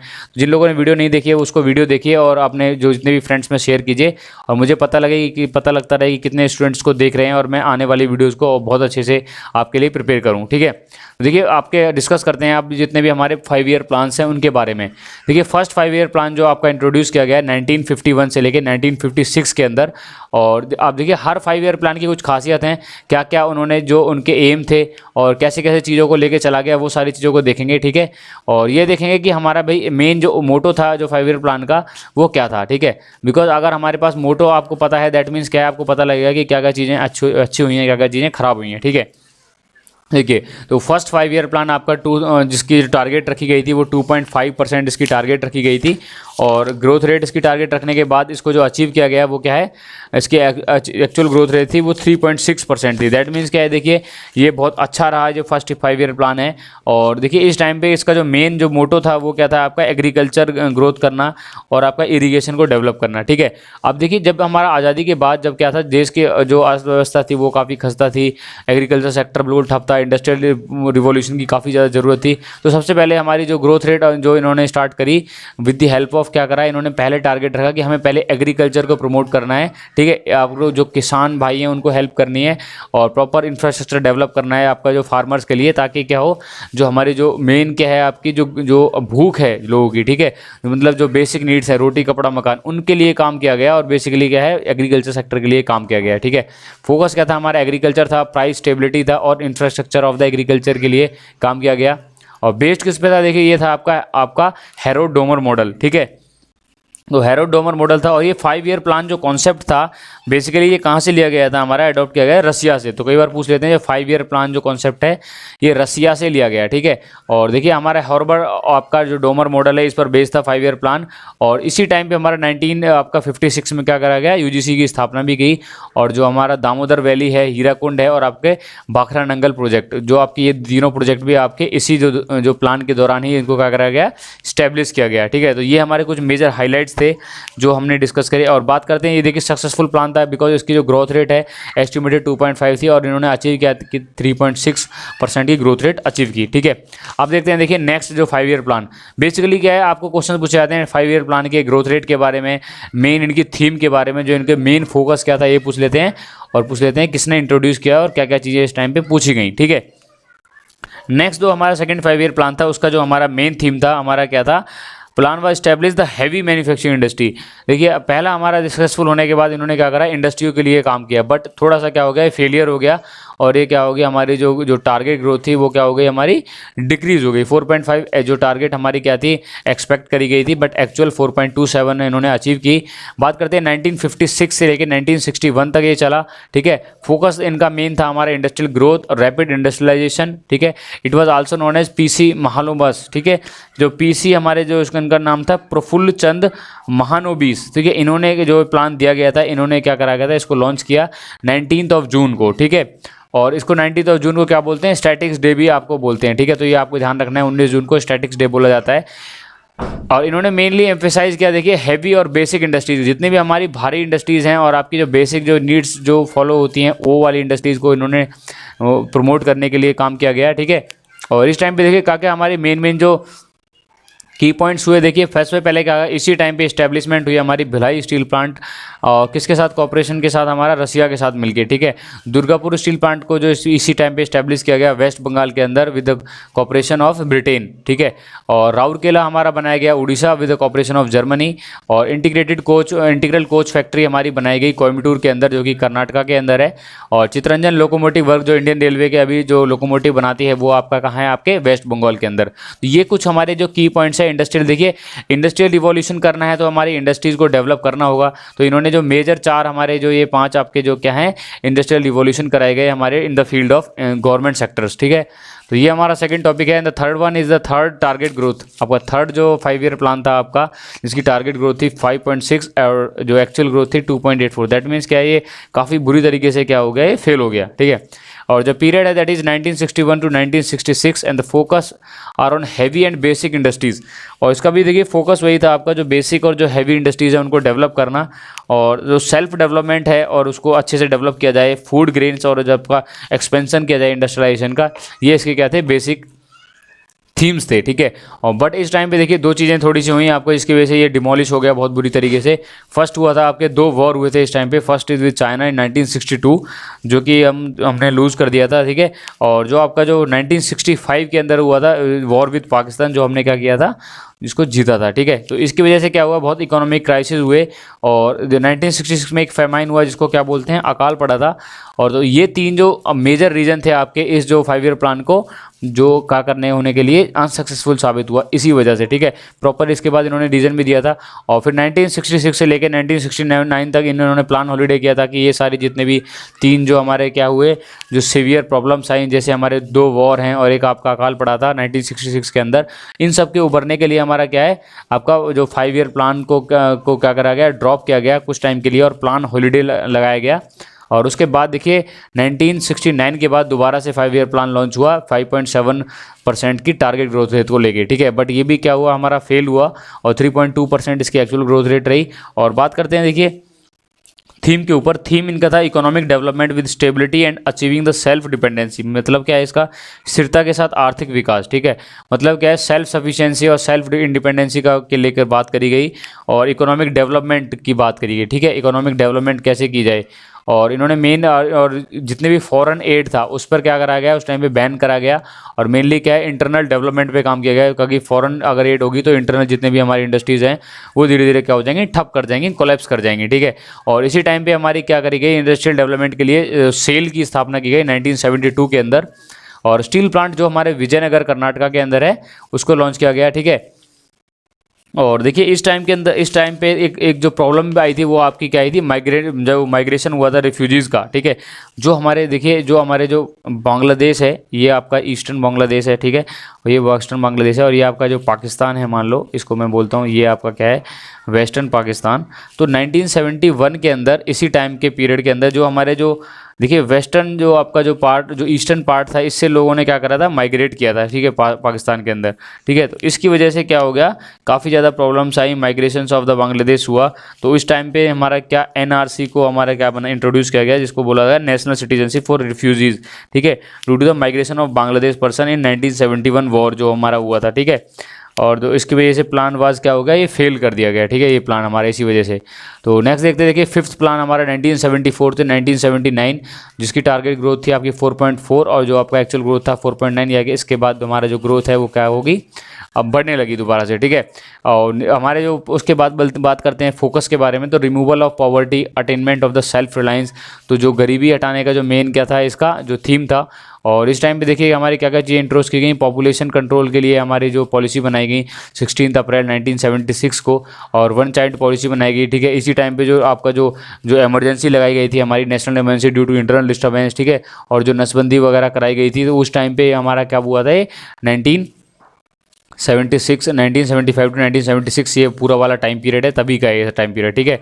तो this plan was terminated in this year 1978 में इसको टर्मिनेट कर दिया गया और उसके बाद रोलिंग प्लान रहा 1978 टू 1979 एंड 1979 टू 1980, ठीक है। उसके बाद हमारा 6th प्लान लगा 5 ईयर का, और जिसके जो हमारे बात करें फोकस के बारे में तो productivity of the work that is employment generation, ठीक है। तो यहाँ पर हमारा मेन काम किया गया कि हमारी जो एम्प्लॉयमेंट है इसको कैसे जनरेट किया करा जाए, ठीक है, कैसे जो हमारा रोजगार दिया जाए लोगों को, ये वो हमारा जो मेन वो था, ठीक है, जॉब क्रिएशन करना, ठीक है, और आपको पूरी तरीके से जो गरीबी का करना है, निवारण करना है, इरेडिकेशन करना है, ठीक है। तो और इसी टाइम पे हमारा क्या है 8 आवर फिक्स करे गए टाइम के कि हमारे जो पर डे 8 आवर फिक्स रहेंगे, और जो ईयर में 273 डेज हमारा क्या रहेंगे वर्किंग डेज रहेंगे, ठीक है। तो फर्स्ट टाइम ये हमारा क्या कराया गया, इसको मेज़र किया गया हमारे जो वर्किंग आवर्स को, और जो नाबार्ड जो है जो उसकी स्थापना भी इसी टाइम पे की गई थी आपका 12 जुलाई 1982, ठीक है। आपको फुल फॉर्म बतानी है अभी नाबार्ड के जो फुल फॉर्म क्या है और इसके जो हेडक्वार्टर है वो कहाँ पे है, कमेंट्स में, ठीक है। इसी टाइम पे देखिए 6 जो नए जो बैंक थे हमारे न्यू बैंक थे उनका नेशनलाइजेशन किया गया, ठीक है। फर्स्ट टाइम पॉवर्टी लाइन इसी टाइम पे जो क्या करी गई, इंट्रोड्यूस करी गई। पॉवर्टी लाइन किसको बोला जाएगा, और विलेजेस के लिए 24,000 यानी 2400 कैलोरी जो आपकी यह है जो फूड के अंदर जो इनटेक होना चाहिए, और जो आपका जो अर्बन एरिया है जो आपके, ठीक है, उसके अंदर 2100 यानी शहरी इलाकों के लिए 2100 कैलोरी आपके जो इनटेक होना चाहिए मिनिमम पर डे, और 2400 कैलोरी आपका जितने भी जो आपके रूरल एरिया हैं उनके लिए होना चाहिए, ठीक है। टारगेट ग्रोथ रेट इसकी अच्छी थी बिकॉज इसमें क्या हुआ था, राइज हुआ था आपके इस प्लान के अंदर, ठीक है। नेक्स्ट देखते हैं, देखिए 7th आपका प्लान है, आपका 7th प्लान में क्या हुआ था, फोकस मेनली था हमारा more productivity and economic development, productivity बढ़ाई जाए और उसका क्या करा जाए, डेवलपमेंट किया जाए, ठीक है। एक्सपेंडिचर हमारे इसमें 30% हमारे पावर के ऊपर किया गया, और अदर टारगेट थे हमारा, देखिए कैसे करके एम्प्लॉयमेंट को जनरेट किया जाए, फूड ग्रेन्स को डेवलप किया जाए, फिर आपका एजुकेशन को डेवलप किया जाए, प्राइमरी हेल्थ जितने भी हमारे सेंटर्स हैं उनको क्रिएट करा जाए। ये हमारे क्या थे 7th प्लान के मेन हाईलाइट्स थे, ठीक है। 8th प्लान के बारे में डिस्कस करते हैं। देखिए क्वेश्चन ऐसे ही पूछे जाएंगे कि भाई 8th प्लान को जो हमारा लगाया गया वो कब लगाया गया, क्या क्या उसके बेसिक फीचर्स हैं।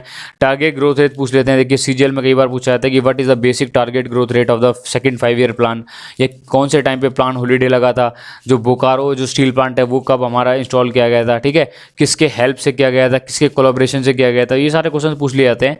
8th 5 ईयर प्लान देखिए फोकस था हमारा plan with the human face and the human resource development, जो मानव संसाधन है इसको क्या करना, इसको डेवलप करना और इसको सही तरीके से ऑप्टिमाइज यूटिलाइज करना, ठीक है। और देखिए जो 1991 का जो इकोनॉमिक रिफॉर्म आया था आपका किसके साथ, जो हमारे जो आपके उस टाइम पे जो फाइनेंस मिनिस्टर थे मनमोहन सिंह और आपके नरसिम्हा राव, इन्होंने मिलके जो, ठीक है, जो गवर्नमेंट ने इन्होंने मिलके क्या करा था 1991 की जो आपके इकोनॉमिक रिफॉर्म लाई थी, इन्होंने इंट्रोड्यूस किया था एलपीजी यानी कि लिबरलाइजेशन, प्राइवेटाइजेशन एंड ग्लोबलाइजेशन को, ठीक है। तो ये हमारा क्या है 8th 5 ईयर प्लान के अंदर है। तो कई बार पूछ लेते हैं एलपीजी मॉडल है ये किसने लॉन्च किया, बाय द, ठीक है, तो हमारे फाइनेंस मिनिस्टर जो हमारे क्या थे उस टाइम पे मनमोहन सिंह ने किया था, ठीक है। और वर्ल्ड बैंक से उस टाइम पे लोन लिया गया था, और किसके साथ गए थे ये, नरसिम्हा राव के साथ, ठीक है। तो 9th पर आपका प्लान है 1997 से 2002 that is growth with will be justice with equality, ठीक है। तो यहाँ पर हमारा जस्टिस की बात की गई बिकॉज जहाँ पर यहाँ पे हम आने के बाद थोड़ा सा क्या हो गया, चीज़ें बेटर हो गई, और उस टाइम पे हमने क्या है जस्टिस की बात करी बिकॉज यहाँ पे इंडस्ट्रियल डेवलपमेंट हो चुका था, काफ़ी एग्रीकल्चर सेक्टर काफ़ी ज़्यादा बूम पे आ चुका था, ठीक है। तो फिर वहाँ पर हमने बात करी हमारी किसकी, इक्वालिटी एंड जस्टिस, ठीक है, एजुकेशन की इक्वालिटी हो, इकोनॉमिक डेवलपमेंट हो, और जस्टिस के बारे में बात की गई। 10th प्लान का जो एम था हमारा, जो 10th प्लान की मेन थीम थी power, employment and social structure development, ठीक है। सोशल स्ट्रक्चर को कैसे डेवलप किया जाए, पावर इंडस्ट्री को कैसे डेवलप किया जाए, ये हमारे क्या थे इसके मेन जो फीचर्स थे, ठीक है। डेसिमल पॉपुलेशन ग्रोथ रेट हमारा 16.2 यहाँ पे देखा गया, ठीक है। लिटरेसी रेट यहाँ पे 80% का इनका जो मेन टारगेट था to achieve the child mortality rate, और जो शिशु मृत्यु दर है उसको 28% का करना चाहिए, उसको कम करना चाहिए हमें, ठीक है। और का expansion of the trees and plantation बढ़ाया जाएगा, ठीक है। ये सारी चीज़ें हमारे क्या थे इसके मेन जो की फीचर्स थे, थीम्स थे, ठीक है। मनरेगा को हमारा जो लॉन्च किया गया हमारे 11th 5 ईयर प्लान के अंदर, और जो 12th 5 ईयर प्लान था 2012 से लेकर 2017 तक चला, जो उसका फोकस था faster and more inclusive growth of the sustainable growth, ठीक है। और इसी टाइम पे बट इसका जो वो था आपका बात करते हैं अचीव नहीं हो पाया, 8% इसकी टारगेट थी बट 6.4 रहा होगी आपका 2016 के अंदर। काफ़ी सारी चीज़ें चेंज हुई, जैसे आपका जीएसटी है, ठीक है, डिमोनेटाइजेशन है, इसकी वजह से क्या होगा जो हमारी जो हमारी जीडीपी है वो काफ़ी ज़्यादा गिर गई, और हमारा जो 12th आपका जो 5 ईयर प्लान है ये क्या हो गया, आपको कोलैप्स कर गया, ठीक है। तो ये हमारे बेसिक जो फंडामेंटल 5 ईयर प्लान थे, 12 5 ईयर प्लान। इसके बाद देखिए, इसके बाद आपका नीति आयोग आया जो क्या करता है, आपका जो 7 ईयर का एक्शन प्लान बनाता है, 15 ईयर का आपका जो प्रॉपर एक प्लानिंग कमीशन की तरह ही काम करता है, ठीक है। प्रॉपर एक योजना देता है, 7 ईयर का एक्शन प्लान बताता है कि रोड मैप कैसे कैसे चीज़ों को लेकर चला जाएगा, ठीक है। आप देखते हैं, देखिए theory of demand and supply. Basically क्या है थ्योरी ऑफ डिमांड, क्या है सप्लाई। देखिए डिमांड क्या है, किसी भी आपकी क्वांटिटी को खरीदने की जो विलिंगनेस है, ठीक है। Demand is the quantity of the commodity that a consumer is willing to able to apply. देखिए अगर मान लो एक पर्सन है, इसके पास 10 रुपीज़ हैं, ठीक है, और ये कोई मान लो 8 रुपीज़ की मान लो क्या है कॉफ़ी है, ये कॉफ़ी है, इसको ख़रीदने की क्षमता रखता है और इसको खरीदता है, तो इसकी जो क्षमता है जो खरीदने की, इसको क्या बोलेंगे, डिमांड। मतलब ये विलिंगनेस होनी चाहिए, इसके पास पैसे होने चाहिए। ऐसा नहीं है कि तुम भाई किसके पास पैसे ही नहीं है भाई उसको भी क्या है, उसको तुम डिमांड में काउंट करोगे, बिकॉज वो अनएम्प्लॉयमेंट वाला केस आएगा। बिकॉज अगर कोई पर्सन है, वो विलिंगनेस है उसके पास, वो उसके पास क्या है, वो खरीद सकता है, और उसकी जो डिमांड है किसी चीज़ को खरीदने की, या नंबर ऑफ़ वैल्यूज़ हैं, तो वो जो वैल्यू है हमारी वो क्या कहलाती है, डिमांड कहलाती है, ठीक है। दैट मीन्स अ क्वांटिटी, कि किस अमाउंट में खरीदेगा, क्वांटिटी ऑफ द कमोडिटी, किसी भी कमोडिटी है, गुड्स है, सर्विस है, और अवेलेबल है अगर कोई बंदा, तो वो हमारा क्या हो जाएगा, एक आपका डिमांड हो जाएगा, ठीक है। क्वांटिटी ऑफ डिमांड है। और क्वांटिटी ऑफ डिमांड देखिए हमारी बेसिकली क्या होती है, क्वांटिटी ऑफ डिमांड हमारी बेसिकली क्या है, कई टाइप की होती है, डिमांड कई फीचर्स पर डिपेंड करती है। बिकॉज जैसे हमारा प्राइस ऑफ गुड्स है, अब गुड्स का प्राइस बढ़ेगा तो डिमांड हमारी क्या हो जाएगी, कम हो जाएगी। और अदर फैक्टर जैसे बात करते हैं, इनकम ऑफ द कंज्यूमर है, और रिलेटेड गुड्स है, ठीक है। आपका जैसे फॉर एग्जांपल बात करते हैं कॉम्प्लीमेंट्री गुड्स, अगर आपको चाय खरीदनी है बट आपके पास क्या है, एक कॉफ़ी का ऑप्शन है, और कॉफ़ी अगर सस्ती है तो क्या है, आप इसको भी आपके पास खरीदने का प्रॉपर पूरा आपके पास चांस रहेगा, बिकॉज आप इसको भी खरीद सकते हो, चाहो तो आप इसको भी खरीद सकते हो। डिपेंड करता है कि सबसे आपका जो सप्लीमेंट्री गुड्स हैं, कॉम्प्लीमेंट्री गुड्स हैं, तो ये सारे क्या हैं, हमारे जो फैक्टर हैं जिन पर हमारी डिमांड वेरी करती है। डिमांड की जो क्वांटिटी है कि हम कौन सी डिमांड हम क्या करेंगे, कौन सी डिमांड हम क्या करेंगे, चूज़ करेंगे, ठीक है। तो ये हमारे क्या हैं, बेसिकली फैक्टर्स हैं जो कि हमारे क्या हैं, थ्योरिकल जो हमारे पॉइंट ऑफ व्यू से हैं, बट हमें एग्जाम पॉइंट ऑफ व्यू से इनमें नहीं पूछा जाता, हमें बेसिकली आता है इसके ऊपर बेस्ड क्वेश्चन आता है, ठीक है। तो बेसिकली हम जो पूछते हैं, मेनली कंसेप्ट को डिस्कस करते हैं, price is inversely proportional to demand, ठीक है। जब किसी भी चीज़ का अगर प्राइस बढ़ता है तो डिमांड क्या होगा हमारा, अल्टीमेटली क्या होगी, डिक्रीज होगी। And if price is decrease and demand will be increase, ठीक है। ये हमारा एक रेशो है। अगर जब हम कर्व बनाते हैं, देखिए आपका प्राइस वर्सेस डिमांड में, तो हमारी कुछ ये कर्व आती है, ठीक है। और ये कर्व से हम डिस्कस करते हैं। आप देखिए एग्जाम में हमारा क्या होगा, न्यूमेरिकल ही आता है जनरली डिमांड और मार्केट से, और न्यूमेरिकल किस टाइप का आएगा वो हम डिस्कस करेंगे अभी। देखिए बेसिकली क्या है हमारा, ये प्राइस इस एक्सिस पे, वाई एक्सिस पे मैंने प्राइस को लिया है, और यहाँ पर क्या है, क्वांटिटी ऑफ डिमांड, ठीक है। ये हमारी क्वांटिटी ऑफ डिमांड है। देखिए P1 हमारा मान लो प्राइस क्या है, देखिए ये है 10 है, ये 20 है, ये 30 है, ठीक है। ये हमारे क्या है, रुपीज़ हैं। ये किसी आप मान लो यहाँ पे क्या है, प्राइस ऑफ कॉफ़ी है। क्वांटिटी यहाँ पे क्या है आपका, ये 20, ये 30 एंड ये 40। देखिए प्राइस जब 10 था हमारा, तो उस टाइम पे जो क्वांटिटी कितनी थी, 40 थी। दैट मीन्स क्या है, हमारा 10 रुपये की कॉफ़ी थी, तो 40 लोग उसकी क्या थी, डिमांड थी, 40 लोग उसको पी रहे थे कॉफ़ी को। बट जैसे ही जो प्राइस है वो राइज़ हुआ, तो हमारी जो है क्या होगी, जो डिमांड होगी वो क्या हो रही है, डिक्रीज़ हो रही है। तो हमारा क्या हो गया, प्राइस जब हमारा 20 हुआ तो डिमांड क्या होगी आपकी 30। दैट मीन्स क्या है, जो डिक्रीज़ है। और ये जो आपका Q3 माइनस Q1 है, इसको बोलते हैं change in demand, delta Q, change in quantity of demand. और ये इसको बोलोगे delta P, that is change in P3 minus P1, that is change in price of the commodity या प्राइस ऑफ द गुड्स, ठीक है। But जैसे ही 30 हमारा जो प्राइस हुआ, उसके बाद जो हमारे क्या हो गई है, और डिक्रीज़ हो गई है, ठीक है। तो ये कर्व हमारा बताता है कि हमारे क्या इन्वर्सली प्रोपोर्शनल है। और अब इस टाइम पे क्या हो रहा है, जैसे जैसे प्राइस की वैल्यू बढ़ेगी तो डिमांड क्या होगी हमारी, डिक्रीज़ होगी, ठीक है। तो ये हमारा क्या है, कर्व बताता है बिटवीन द आपका price versus quantity of the demand, ठीक है। ये हमारी कर्व है। आप देखते हैं, देखिए क्वेश्चन पूछा जाता है, what is elasticity of the demand and what is the type of elasticity of the demand, ठीक है। बेसिकली देखिए इस पॉइंट पे जैसे यहाँ पे लिखा हुआ है, मान लो मैंने बोला हुआ है कि यहाँ पे अगर कोई, जैसे मान लो ये है आपका 25 और यहाँ पर 10 है, ठीक है। यहाँ पे इलास्टिसिटी ऑफ द डिमांड 1 है। तो बेसिकली इलास्टिसिटी ऑफ डिमांड होती क्या है, देखिए इलास्टिसिटी ऑफ द डिमांड मैं बोलता हूँ ED, that is equal to change in quantity of the demand, ठीक है, divide by change in price of the commodity into initial price upon initial demand, ठीक है। तो बेसिकली ये होता क्या है, देखिए परसेंटेज चेंज अगर मैं निकालता हूँ तो किसी चीज़ का, तो वो क्या होता है, change in x divided by x into 100, that means क्या है, परसेंटेज चेंज इन एक्स, मतलब उसका चेंज कितना हुआ है divided by original value into 100। तो इलास्टिसिटी ऑफ डिमांड को आप याद रख सकते हो। देखिए ये आपका क्या हो जाएगा, change in percentage in the quantity of demand. तो यानी कि क्या हुआ, change percentage change in quantity of demand upon percentage change in price of commodity. That means क्या हुआ है, change in Q divided by Q into 100, ठीक है, divided by change in P divide by P into 100। तो ये cancel हो जाएगा, तो फॉर्मूला हमारा क्या आ जाएगा, delta Q divided by delta P into price upon Q. तो ये फॉर्मूले पर बेस्ड हमारे दुनिया भर के न्यूमेरिकल पूछे आते हैं हमारे एसएससी जेईएन के अंदर, सीजीएल के अंदर, सीएचएसएल के अंदर, कि बेसिकली क्या है, प्राइस हमारी क्या होगी, अगर हमारे किसी चीज़ का प्राइस बढ़ रहा है तो डिमांड हमारा डिक्रीज होगा, और किस तरीके से हम इलास्टिसिटी ऑफ डिमांड को निकालेंगे, ठीक है। तो इस एक्सिस पर हम देखिए, यहाँ पर पॉइंट होता है हमारा, यहाँ पर होता है elasticity of the demand is 0, और यहाँ पर elasticity of the demand infinity, और बीच में क्या होगा, 1 होगा। अब ये होगा कैसे, ये डिस्कस करते हैं। देखिए तो फर्स्ट से पहले देखते हैं बेसिकली क्या है, टाइप्स ऑफ द, हमारा क्या है, types of elasticity of the demand curve, ठीक है।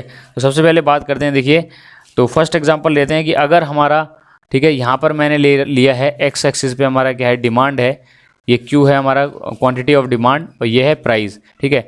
सबसे पहले देखिए बात करते हैं हम, अगर हमारा डेली अगर रूटीन कमोडिटी की बात करें तो प्राइस सेम है, बट हमारा डिमांड क्या है, इन्फिनिटी है, ठीक है। तो इस टाइम के लिए क्या करेंगे, जैसे मान लो कि हमारा प्राइस 10 रुपीज़ है, ठीक है, और डिमांड हमारी फिर भी क्या है, इन्फिनिटी तक जा रही है, ठीक है। दैट मीन्स क्या है, अगर मैं एग्जांपल लेता हूँ डेली बेसिस चीज़ों का, जैसे अगर बात करता हूँ मैं कॉफ़ी का, ठीक है, तो डेली बेसिस चीज़ों का अगर प्राइस हमारा क्या है, एक फिक्स प्राइस है, लेकिन फिर भी उसकी डिमांड बढ़ती जा रही है, बिकॉज डेली बेसिस चीज़ों को हम यूज़ करेंगे ही करेंगे। तो ये कर्व बताता है if the price is constant and the demand is infinity, तो इलास्टिसिटी ऑफ द डिमांड इस केस के लिए क्या होगी, ठीक है, तो ये आपकी हो जाएगी इन्फाइनिटी, इस केस के लिए इन्फिनिटी हो जाएगी इलास्टिसिटी ऑफ डिमांड। बट अगर बात करता हूँ मैं जैसे नमक का एग्जांपल, ठीक है, बट प्राइस अगर मैं बढ़ा देता हूँ, बट उसका जो डिमांड है वो क्या रहेगा हमारा, ठीक है। जैसे फॉर एग्जांपल प्राइस हमारा ब्रेक एकदम बढ़ जाए, बट डिमांड रहेगी सेम रहेगी, ठीक है। देखिए प्राइस में यहाँ पे अगर 10 रुपीज़ है, फिर 20 रुपीज़, 30 रुपीज़, बट प्राइस हमारी सेम है, बट क्वांटिटी क्या है हमारी, 20 ही है। दैट मीन्स क्या है, हमारी क्या इलास्टिसिटी ऑफ डिमांड क्या हो जाएगी, 0 हो जाएगी, ठीक है। तो परसेंटेज चेंज यहाँ पर क्या हो, परसेंटेज इन प्राइस में तो परसेंटेज चेंज क्या होगा हमारा, 0 हो गया। और जब परसेंटेज चेंज हमारा, देखिए हमारा क्या बोला था, इलास्टिसिटी ऑफ डिमांड होता है percentage change in quantity and percentage change in price, और यहाँ पे प्राइस चेंज हमारा क्या है, कोई भी नहीं है, तो ये क्या हो जाएगा 1/0, दैट मीन्स इन्फिनिटी हो गया। बट यहाँ पर क्या होगा, elasticity of the demand that is equal to, quantity तो हमारी चेंज नहीं हो रही है, ठीक है, तो ये 0 हो गई, बट प्राइस हमारा क्या हो रहा है, चेंज हो रहा है। मान लो x है तो 0/x क्या होता है, 0। तो इस केस के लिए इलास्टिसिटी ऑफ द डिमांड क्या हो जाएगी, 0 हो जाएगी, ठीक है। तो आपको क्या है, फॉर्मूला याद रखना है, उसके बाद आप यहाँ से निकाल सकते हो, ठीक है। थर्ड केस देखते हैं। देखिए थर्ड केस है, अगर मैं केस बोलता हूँ कि अगर कोई भी कमोडिटी है उसका क्या है, थोड़ा सा प्राइस क्या होगा, अगर मैं कर देता हूँ बढ़ा देता हूँ, तो क्वांटिटी क्या, थोड़ा सा प्राइस डिक्रीज़ कर देता हूँ, तो उसकी प्राइस क्या हो जाएगी, बहुत ज़्यादा बढ़ जाता है, ठीक है। को अगर मैं बात करता हूँ थोड़ा सा प्राइस घटाने या बढ़ाने पे जो ड्रास्टिकली चेंज आ रहा है हमारे उसके अंदर, उसके आपके जो क्वांटिटी के अंदर, तो उस टाइप को क्या बोलते हैं, जब आपकी elasticity of demand greater than 1 हो जाए। जैसे पी हमारा कोई वैल्यू है, प्राइस है, ठीक है, ये हो गया आपका क्यू डिमांड है, बट जैसे ही इसका जो प्राइस है, ठीक है, वो थोड़ा सा मैं कम कर देता हूँ, तो डिमांड क्या हो जाएगी, बहुत ज़्यादा बढ़ जाएगी, ठीक है। देखिए तो मैंने क्या है, देखिए मान लो ये 20 रुपीज़ है, और ये क्या है आपका 15 रुपीज़ है, और ये आपका देखिए मान लो था 10, 20, 30। तो क्या है, थोड़ा सा प्राइस डिक्रीज़ होने पे ये क्या है, देखिए बहुत सारा हमारा क्या हो रहा है, जो डिमांड क्या है, बढ़ रहा है, ठीक है। तो ऐसे हमारे जो केस होते हैं उस टाइम पे क्या बोलते हैं, हमारा इलास्टिसिटी ऑफ द डिमांड क्या है, ग्रेटर देन 1 है। तो केस हमारे पास 4 केस होते हैं, व्हेन ईडी इज 0, ईडी आपका elasticity of demand is 0 equal to 1, greater than 0, less than 1 और इन्फिनिटी, ठीक है। तो कंडीशन आपको पता होनी चाहिए। तो एग्जांपल देखते हैं, जैसे पेट्रोल। अब पेट्रोल का जैसे थोड़ा सा भी अगर प्राइस डिक्रीज होता है तो उसकी डिमांड क्या होती है, एब्रप्टली बहुत ज़्यादा बढ़ जाती है, ठीक है। अब ये ग्रेटर देन 1 है, कैसे इसका प्रूफ करते हैं, बिकॉज मैंने भी बोला था elasticity of the demand is the percentage change in the quantity divided by percentage change in price, ठीक है। अब यहाँ पे क्या है, परसेंटेज चेंज इन प्राइस तो बहुत लेस हो रहा है, ठीक है। तो लेस वैल्यू, दैट मीन्स क्या है, अगर मैं बोलता हूँ कि वैल्यू 2, 3, 4, तो लेस वैल्यू है, मान लो मैं इसको लेता हूँ 2, ठीक है। और जो क्वांटिटी बहुत ज़्यादा बढ़ रही है, मान लो ये लेता हूँ 4, तो ये 2 से डिवाइड करूँगा तो कितना हो जाएगा, 2 दूनी 4। दैट मीन्स क्या है, ग्रेटर देन 1। कोई भी वैल्यू जब आपका जो डिनोमिनेटर है वो बड़ा होता है, डिनोमिनेटर अगर छोटा होता है, तो वैल्यू हमारा क्या होती है, ऑलवेज ग्रेटर देन 1 आती है। ठीक है, तो ऐसे केसेस के लिए जब हमारा प्राइस में थोड़ा सा फॉल या राइज हो रहा है और जो हमारी डिमांड है वो ड्रास्टिकली बढ़ रही है, तो उस टाइम पे क्या होती है, इलास्टिसिटी ऑफ द डिमांड हमारी क्या हो जाएगी, ग्रेटर देन 1 हो जाएगी। ठीक है, तो ये हमारा बेसिक फैक्ट है। ठीक है, एंड द फोर्थ क्या है, जो आपका फिफ्थ क्या है, इसका रिवर्स है। जब हमारा जब डिमांड है वो बहुत ज़्यादा क्या हो जाए, वो कम हो जाए अगर बहुत ज़्यादा हमारा जब प्राइस बढ़ने पे। ठीक है, जैसे मान लो पी कोई एक इनिशियल प्राइस है, ठीक है, और उसके बाद जो पी दूसरा मैंने प्राइस है, बट डिमांड में क्या है, बहुत कम चेंज आ रहा है। मान लो दैट इज़ 20, ठीक है, और ये है 30। प्राइस को मैंने 10 रुपीज़ रिड्यूस कर दिया है, बट डिमांड क्या हुई है, बहुत कम ही बढ़ी है। ठीक है, तो ये पहले मान लो थी 30 है, 35। ठीक है, तो इस टाइप के जो केस होते हैं ये किस में होते हैं, बहुत कम हुआ है। जैसे एप्पल का फ़ोन मैं एग्जांपल लेता हूँ। ठीक है, अब जैसे मैं एप्पल का फ़ोन का एग्जांपल लेता हूँ, मान लो कि आपके पास क्या था, एप्पल का फ़ोन था, पहले था वो 30,000 का, और अब वो हो गया 20,000 का। तो 10,000 रिडक्शन की वजह से भी क्या है, मतलब 5% लोग ही उसको और खरीद रहे हैं। दैट मीन्स क्या है, बहुत ज़्यादा चेंज नहीं हुआ है हमारे क्वांटिटी ऑफ डिमांड के अंदर, बिकॉज विलिंगनेस लोगों के पास इतनी नहीं है कि इतना महंगा एक्सपेंसिव फ़ोन को वो परचेज कर पाएँ। ठीक है, तो ये टाइप के फ़ोन्स होते हैं, ये हमारे क्या होंगे, ये एग्जाम्पल हो जाएगा आपका, इलास्टिसिटी ऑफ द डिमांड यहाँ पर क्या हो जाएगी, लेस देन 1 हो जाएगी। प्रूफ देखते हैं, देखिए, elasticity of the demand is percentage change in quantity of the demand और परसेंटेज चेंज इन प्राइस। अब देखिए ये क्यू वाला जो पोर्शन है, ये हमारा जो लोअर पोर्शन है, देखिए ये हमारा क्या हो रहा है, बहुत ज़्यादा बढ़ रहा है, ये बहुत ज़्यादा है, और ये हमारी बहुत वैल्यू कम है, और ये डोमिनेट कर रहा है। तो बहुत ज़्यादा होगी तो elasticity of the demand ultimately क्या होगी, लेस देन 1 हो जाएगी। तो टाइप ऑफ आपकी डिमांड यहाँ से पता लग गया, D E D is equal to 1, E D equal to 0, infinity और ग्रेटर देन 1 और लेस देन 1। तो ये चारों केस पर ही न्यूमेरिकल पूछे जाते हैं। बेसिकली क्या है, आपका न्यूमेरिकल आएगा, क्वेश्चन इस तरीके का आता है कि प्राइस आपको पहले 10 रुपीज़ था, उसके बाद उसको 20 रुपीज़ कर दिया है। ठीक है, और जो उसकी क्वांटिटी है वो उसकी 20 से लेके x तक हो गई है। ठीक है, 200 से लेके x क्वांटिटी हो गई है, तो x की वैल्यू बताइए जब इलास्टिसिटी ऑफ द डिमांड की वैल्यू मेरे पास 2 है। ठीक है, तो बेसिकली फॉर्मूला पुट कर दोगे आप, E elasticity of the demand is equal to percentage change in Q, percentage change in P, और ये आपकी इसकी वैल्यू आपको 2 दे रखी है। ठीक है, और डेल्टा क्यू आप यहाँ रखोगे divided by delta P into P initial divided by Q. ठीक है, तो इसको कैसे सॉल्व करोगे, 2 यहाँ पे आ जाएगा, डेल्टा क्यू हमारे पास क्या है, चेंज इन क्वांटिटी, तो क्या था हमारा फाइनल क्वांटिटी, हमारे देखिए प्राइस क्या हो रहा है, बढ़ रहा है, तो क्वांटिटी क्या होगी हमारी, फाइनल क्वांटिटी क्या होगी, रिड्यूस होगी। दैट मीन्स क्या हो जाएगा, 200 माइनस ऑफ एक्स। ठीक है, बट प्राइस अगर घट जाता तो हमारा x माइनस 200 हो जाता है, क्योंकि डिमांड क्या होगी, बढ़ के निकलेगी। ठीक है, डेल्टा पी हो जाएगा 20 माइनस 10 दैट इज 10, और इनिशियल प्राइस हो जाएगा आपका 10 और इनिशियल डिमांड आ जाएगी 200।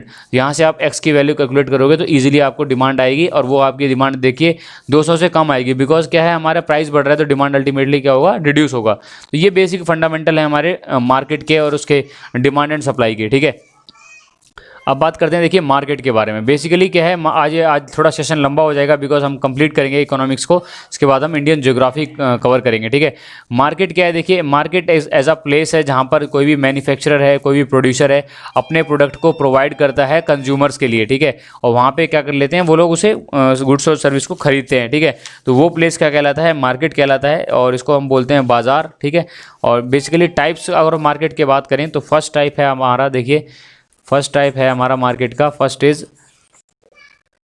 तो देखिए फर्स्ट टाइप होगा मोनोपोली।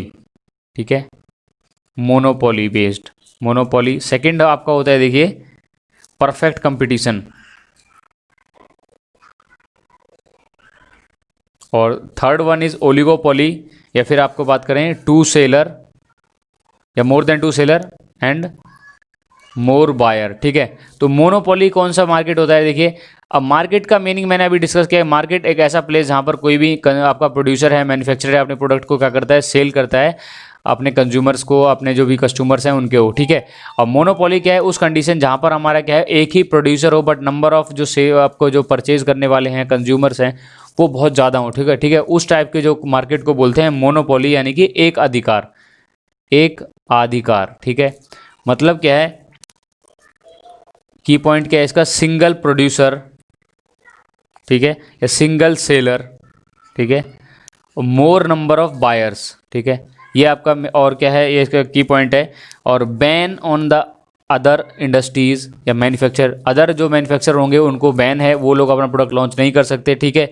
प्रॉफिट मैक्सिमाइजेशन, यहाँ पर प्रॉफिट मैक्सिमाइज होगा, ठीक है।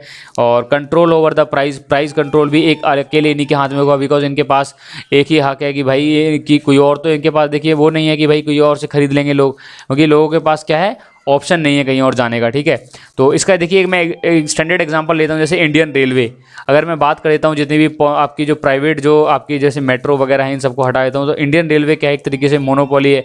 अगर आपको लंबे रूट पे ट्रैवल करना है और मैं आपको जैसे आपको जितने भी एरोप्लेन सर्विसेज हैं, मेट्रो सर्विस हैं, बस सर्विस अगर मान लो बंद कर देता हूँ किसी कंट्री के अंदर, तो रेलवे क्या है एक तरीके से मोनोपोली हो जाएगी, ठीक है, कंट्री की। तो वो अगर प्राइस बढ़ाएगी तो आपको जाना ही पड़ेगा, बिकॉज और कोई मार्केट में नहीं उतर सकता है, ठीक है।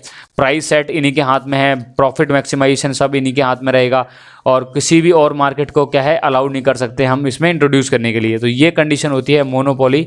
Second is perfect competition. देखिए परफेक्ट कंपटीशन का मीनिंग क्या है, मोर सेलर्स एंड मोर कंज्यूमर्स, ठीक है। दैट मीन्स क्या है कि हमारे नंबर ऑफ सेलर भी काफ़ी हैं, नंबर ऑफ आपके कंज्यूमर्स भी काफ़ी हैं, ठीक है। Introduction of new company is allowed, her company का अलाउड रहेगा, ठीक है। और मार्केट कंपटीशन ओपन रहेगा, ठीक है। प्रोडक्ट की आपके क्या है कॉस्ट सबके हाथ में अपनी अपनी रहेगी। दैट मीन्स कॉस्ट क्या होगी, आपकी जो इतनी प्रोडक्ट की कॉस्ट क्या होगी वो रीजनेबल रहेगी, लेस रहेगी as compare to monopoly condition, ठीक है। मोबिलिटी ऑफ द गुड्स बहुत अच्छी रहेगी, आपका परफेक्ट नॉलेज दिया जाएगा आपको कंज्यूमर्स को। इसमें क्या है, अगर वो नॉलेज परफेक्ट नहीं भी दे रहा है, अगर अगर परफेक्ट है या फिर कम नॉलेज दे रहा है, तब भी उनको लेना ही पड़ेगा, बिकॉज ऑप्शंस नहीं है हमारे पास, ठीक है। जैसे अगर मान लो अगर कंट्री के अंदर आपको सिर्फ कॉफ़ी बेची जा रही है, चाय नहीं मिल रही है, तो आपको और कॉफ़ी कैसी भी एक क्वालिटी की मिल रही है, तो आपको अगर वो लेनी है तो वो लेनी पड़ेगी, नहीं तो आपके पास कोई और ऑप्शन नहीं है, ठीक है। तो वो आपका मोनोपोली का ऑप्शन हो जाएगा। बट अभी एक्चुअल में देखते हो आप क्या है, वेरियस ब्रांड्स आपके पास हैं, वेरियस टाइप्स हैं, वेरियस प्राइसेस में आप इसके रेंज देख सकते हो। दैट मीन्स क्या है, बिल्कुल परफेक्ट कंपटीशन है, ठीक है। और नेक्स्ट देखते हैं, देखिए two sellers and more buyer. Two seller more buyer की कंडीशन क्या है, आपका इंटरडिपेंडेंसी है मान लो, ठीक है, इंटरडिपेंडेंसी ऑफ द प्रोडक्ट, ठीक है। और बैन है मान लो एंट्री और एग्जिट पर किसी भी मार्केट के ऊपर, कंट्रोल है प्राइस के ऊपर, प्रॉफिट मैक्सिमाइजेशन है यहाँ पर भी। तो ये एक तरीके से क्या है मोनोपोली का ही एग्जांपल है, बट यहाँ पर क्या है कंपनी टू और मोर हो जाती हैं, तो उस तरीके में क्या बोलते हैं हम, टू सेलर और बायर। और अगर बात करते हैं परफेक्ट कंपटीशन, तो ये बेस्ट है जो कि हमारा जो इंट्रोड्यूस रहता है हर कंट्री के अंदर मेनली, ठीक है। कोर सेक्टर ऑफ इकोनॉमी की बात करते हैं। देखिए इकोनॉमी के कुछ सेक्टर्स होते हैं जो कि हमारे कोर हैं, जहाँ से रिवेन्यू जनरेट होता है। देखिए तो फर्स्ट हमारा देखिए फर्स्ट है आपका स्टील, ठीक है। कोर सेक्टर ऑफ इकोनॉमी जहाँ से हमारा रिवेन्यू जनरेट होता है, whole economy depend on these type of sector. तो पहला सेक्टर देखिए क्या है, हमारा स्टील है। और स्टील से हमारे जिसमें हमारे सेल के प्लांट हैं, आपका वाइजैग स्टील है, आपके जितने भी आपके गवर्नमेंट के स्टील प्लांट हैं वो सब हमारे क्या है कोर सेक्टर ऑफ इकोनॉमी है। फिर उसके बाद देखते हैं प्राइवेट सेक्टर के स्टील प्लांट हैं जितने भी, जैसे जिंदल स्टील है, टाटा स्टील है, रिलायंस स्टील है, तो ये सारे हमारे क्या है कोर सेक्टर हैं इकोनॉमी के, ठीक है। फिर सेकेंड इज सीमेंट सेक्टर है, ठीक है। आप सीमेंट सेक्टर क्या है, कंस्ट्रक्शन है, ये कंस्ट्रक्शन यूज़ के लिए यूज़ करते हैं, स्टील का यूज़ करते हैं, all depend on the steel, जितने भी मेगा स्ट्रक्चर्स बनाए जाते हैं। कोल सेक्टर है, ठीक है। कोल सेक्टर क्या है, एनर्जी डिपेंडेंसी पूरी इसी के ऊपर है। और सेकंड इज़ क्रूड ऑयल, ठीक है। क्रूड ऑयल हमारी एनर्जी है, ट्रांसपोर्ट है, ये सारा हमारा किसी सेक्टर पर डिपेंड है, बिकॉज ये सारे अगर सेक्टर नहीं चलेंगे तो हमारे क्या इंटरडिपेंडेंट जितने भी हमारे जो सर्विसेज हैं, गुड्स एंड जो भी प्रोडक्शन हो रहा है वो सब क्या हो जाएगा, बिल्कुल डिमोलिश हो जाएगा, ठीक है। फर्टिलाइजर्स है, फर्टिलाइजर बिकॉज फर्टिलाइजर हमारे बिकॉज अहम भूमिका निभाते हैं आपके एग्रीकल्चर डेवलपमेंट के लिए, एग्रीकल्चर ग्रोथ के लिए, ठीक है। तो ये सारे क्या है हमारे कोर सेक्टर ऑफ इकोनॉमी है, स्टील, सीमेंट, कोल, क्रूड ऑयल और इलेक्ट्रिसिटी, ठीक है। और कौन कौन से हो सकते हैं, देखिए और होते हैं आपके नेचुरल गैस है, इसके अंदर आती है एलपीजी, सीएनजी है, ठीक है। रिफाइनरी प्रोडक्ट हैं जिसके अंदर डीजल, लुब्रिकेंट, ग्रीस और ये सारे प्रोडक्ट्स आते हैं। फर्टिलाइजर्स है, ठीक है। तो ये सारे हमारे क्या हैं basically core sector of economy, जहाँ से इनकम हमारी क्या होती है, राइज होती है किसी भी कंट्री की। और बात करते हैं देखिए सेक्टर्स ऑफ इकोनॉमी के बारे में, ये जो कि मैंने फर्स्ट पार्ट में डिस्कस किए थे। तो बेसिकली क्या होते हैं, देखिए प्राइमरी सेक्टर्स होते हैं और सेकेंडरी सेक्टर होते हैं और आपके टर्चरी सेक्टर होते हैं कि ठीक है, या सर्विस सेक्टर होते हैं, ठीक है। प्राइमरी सेक्टर के अंदर आते हैं जितने भी हमारे एग्रीकल्चर प्रोडक्ट हैं, ठीक है। आपके जैसे बात करते हैं फॉरेस्ट्री है, माइनिंग है, फिशरी है, आपके जो मछली पालन है, ठीक है। ये सारे हमारे जितने भी नेचर बेस्ड जितने भी हमारे जो व्यवसाय होते हैं, बिजनेस होते हैं, सारे प्राइमरी आपके सेक्टर के अंदर आते हैं। सेकेंडरी में आते आते हैं जहाँ पर हमारा माल एक्चुअल में क्या होता है, मैन्युफैक्चर होता है, प्रोडक्शन होता है, ठीक है। और जितने भी कंस्ट्रक्शन है, मैन्युफैक्चरिंग है, सभी हमारे क्या आते हैं, सेकेंडरी के अंदर आते हैं।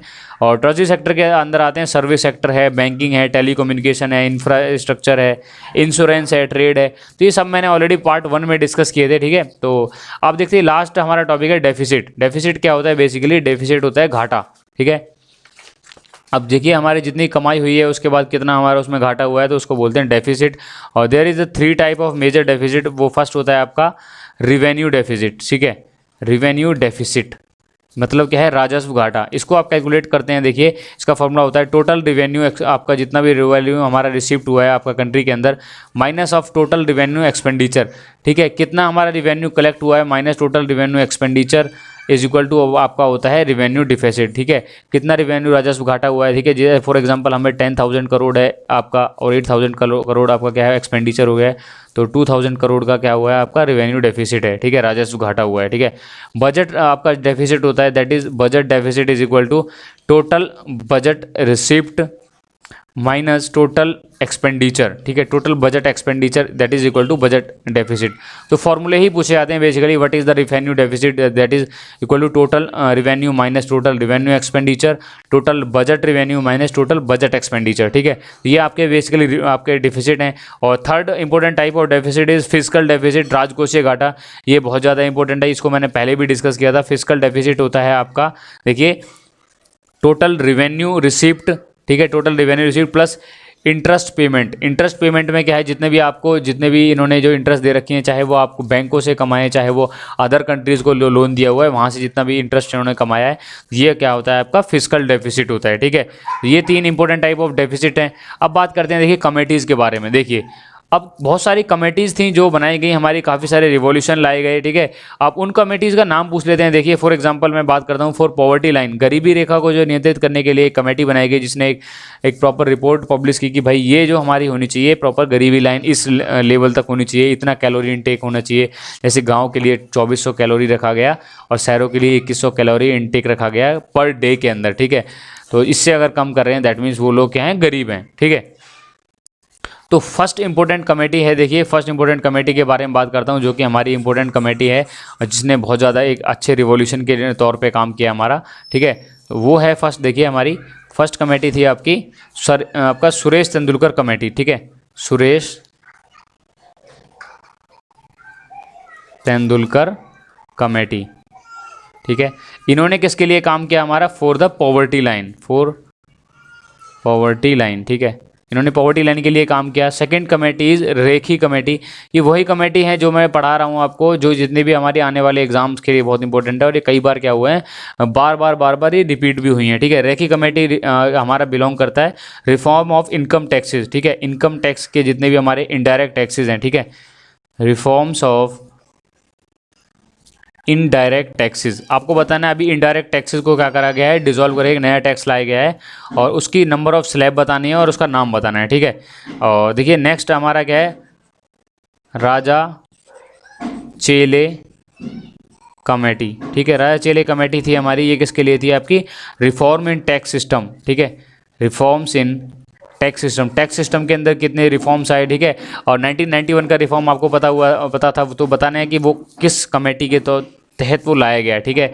जो एलपीजी इंट्रोड्यूस किया गया था, लिबरलाइजेशन, प्राइवेटाइजेशन और ग्लोबलाइजेशन को, ठीक है।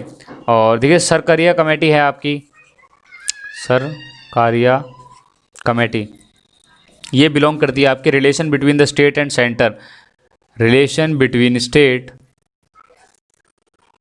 एंड सेंटर, ठीक है। And the sixth one is Malhotra committee. This is belong to reform in banking sector,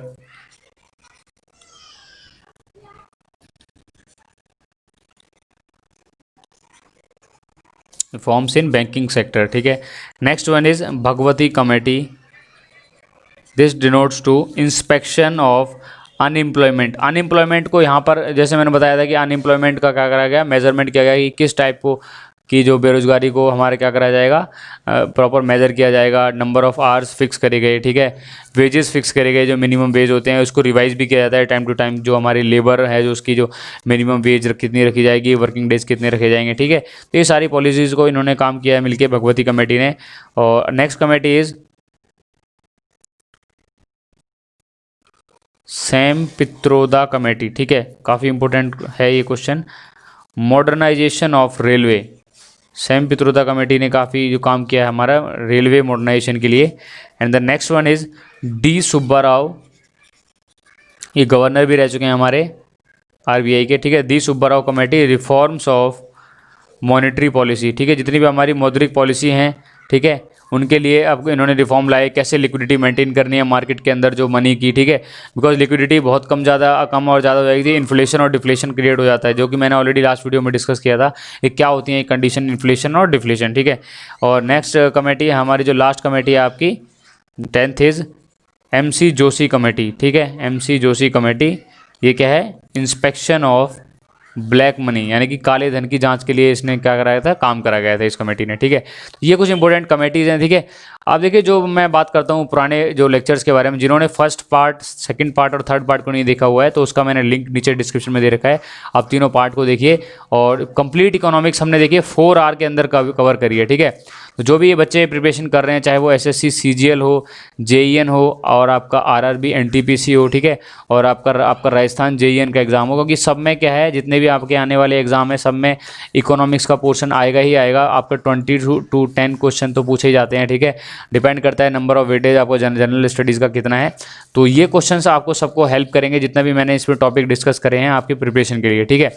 तो और बात करते हैं देखिए टेक्निकल एग्जाम्स के लिए, तो टेक्निकल के लिए भी हम ऑलरेडी टेक्निकल लेक्चर्स को कवर कर रहे हैं। रेफ्रिजरेशन एयर कंडीशनिंग को मैंने कंप्लीट रिवीजन स्टार्ट कर दी है और उसका जो फर्स्ट सेशन मैंने ऑलरेडी अपलोड किया हुआ है। प्रीवियस ईयर हम ऑलरेडी SSC JEN के कवर कर रहे हैं, तो जिन लोगों ने अभी प्रिपरेशन स्टार्ट नहीं किए तो वो लोग स्टार्ट करिए और अपने जो इस चैनल को सब्सक्राइब कीजिए, ताकि आपको डेली बेसिस पर प्रॉपर प्रिपरेशन के लिए कंटेंट मिलता रहे। और अपने जो फीडबैक है वो मुझे दीजिए, ताकि आने वाली वीडियोज़ में मैं अपने आप को बहुत अच्छे से इंप्रूव कर पाऊँ।